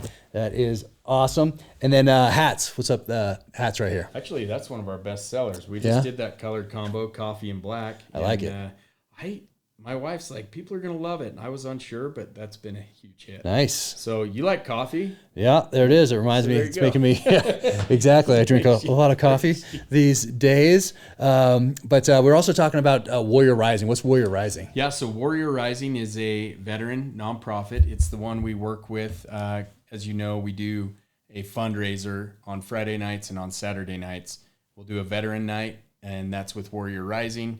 And what they are is the best way for me to explain it is they teach a man to fish instead of give a man a fish, which is why I like it. So they have a program to, if you had an idea as a veteran to do a business, they have a program to help vet that business and help you go through all the different processes to make sure you're successful. Nice. And I love what they do. They have some grants available, but really whether you qualified for that or won the grant, if you will, they're there to help anybody through the process of starting a business. Nice. Veterans and just recently now the spouses of veterans. Yeah. So either way, then they're there to help you become successful if you have a good business idea. Awesome. And they've done phenomenal work. They're making moves. Yeah. I love it. Warrior Rising. Warrior Rising. Awesome. Awesome. We talked about this on the podcast. So this is Tracker Joe 08 on Instagram, and he made me this amazing bow. A beautiful bow. Check this out. There you go. Yeah. That thing is, I mean, I need to spend some time actually shooting it, but I'm almost afraid because it's so beautiful. I don't want to mess it up. But it's so cool that he spent time doing that. He built that all by himself. Yeah, you need to shoot it. Yeah. He built you the arrows too to go with it. They're the arrows right here. So I built these guys. So, I mean, cool looking arrows. Yeah. Yeah, and I was commenting earlier that I thought he painted that on. It looks like it. I don't know. I think it is paint. Yeah, I mean, look at that. I mean, incredible. Yeah, just incredible. Cool. So, yeah, you that do is need to shoot amazing. this. I know I feel bad that I haven't, but at the same time, it's just so beautiful. So it's been here in the podcast studio. It meant so much to me that he spent the time. Artwork. It is. Yeah, it is. So it's always right here, right behind me on the podcast, and I'll put it over here for right now. And he also built this arrow. Yeah, that one I wanted right here. So look at that. So he did research into what someone could have built in Siberia, inspired by the book Savage Son, my third one. And so that's deer bone right there. He made this tar and used that in there. The feathers is what. Yeah, look at that. He told me what kind of feathers those were, and I can't remember right now. But how beautiful is that? Like that is, I would love to see how that flies. I'll bet it does amazing. Yeah, it's cool. So yeah, it's just, I mean, once again, it's a work of art. So it is. This one you don't shoot. Yeah. Yeah, I mean, it goes right behind me. It's right behind me here on every podcast in the studio. And so I want to be very careful with that one. I'll put that one right here so I can put it back up there carefully. There we go. Nice. So, Tracker Joe 08 on Instagram. Thank you so much. Job. And here's the Nock to It we were talking about right there. So I love this release right there. I have a few of these guys floating around, but the Nock to It right there. Also, the Silverback is very popular. John Dudley's Nock to It. Yeah, right I just got that, and I left it out in Vermont. I'm going to test it while we're out there. Nice. Yeah, I love this. I love this thing right here. So that's what I used to shoot. And then right here, the Kafario. What do they call this? Quiver? Quiver. Is it hip quiver? That's I don't know what the official name is. But that's what it it's is. a hip quiver. So really cool. And here we've got the Leupold rangefinder right there. So that's nice. Little pocket for that right here. Pocket for some water. Get your arrows in here. And it's just they just did a good job. I've used that a lot. Yeah. In the last year and a half, and it's that thing is super convenient. Super convenient. Awesome. So love this thing from Kafaru with Aaron Schneider out there, and then got the Montana Knife Company blade on there as well. This little guy, Montana Knife Company, of course, crushing it. So that is that. Yeah, check that one out. That's the I don't know how many they have now. It seems like I can't keep track. Yeah, you can't keep track, but that's okay because they're all awesome. Yeah. And everybody needs more than one knife. Oh yeah, you can't have too many.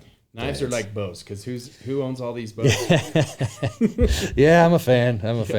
But there's the blade, and then a little Sitka action here. Got the Swarovski binos on here with the rangefinder. I like having the rangefinder attached to the binos. 10x42s right here. These have been around quite a bit. Actually, my wife got these for me for my retirement from the military. That's awesome. Yeah, so that's bino harness. Everybody very needs, cool. You gotta have a couple different bino harnesses so you find the one you like. I like the Sitka one. You can tell it's been used quite a bit. It's holding up just fine. And but yeah, we have it's kind of like holsters, for pistols. Mm-hmm. You got to go through a bunch till you find the right combo. You find the one that sits just exactly. And then this bow. This is the Bear that I got as a gift to myself after graduating from Buds. So I got that in '97.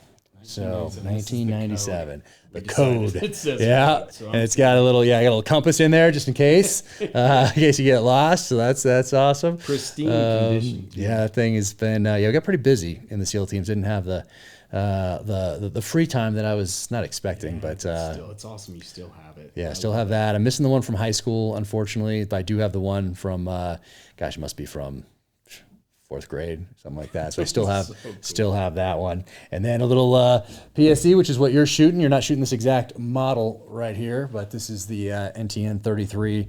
Old Dud built this. John Dudley built this one for me right here with a little Sitka pattern on there. And so you're shooting. Which one are you shooting? I'm shooting the Mach 34. It's the new carbon for this year, and it's 34 inches axle to axle, but it is a lightweight, smooth shooting bow. Nice. So they're crushing over there. And then before we forget, the Barney's Sports Chalet, this pack, which has also not been used yet, but I always wanted one. I've wanted one for the longest time. Yes. And then I finally got one. And, Barney's is the expert on gear and glass. Look at this. They really are. Look at that frame. I mean, that's because it's made to pack out moose too. Yeah. Real heavy. 10-foot brown bear with skull and paws in is going to be heavy, or a moose quarter, so they're made to do it. Yeah, so you can get online, you can call those guys and all that stuff, but finding them at one of the shows. And this pack's been around for a long time. Yeah.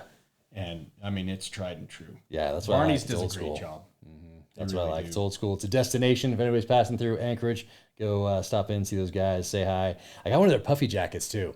Oh, you did? Yeah, it's awesome. That thing is legit. I have not seen that. Yeah, that's, it's like a sleeping bag, but it's awesome. I'll tell you this. If you're a sportsman, then you do need to. It is a destination point. Yeah, no doubt about it. Go say hi, stop in, say hello, buy a bunch of new stuff, and it's just cool that they exist. There's a place like that to kind of go little mecca.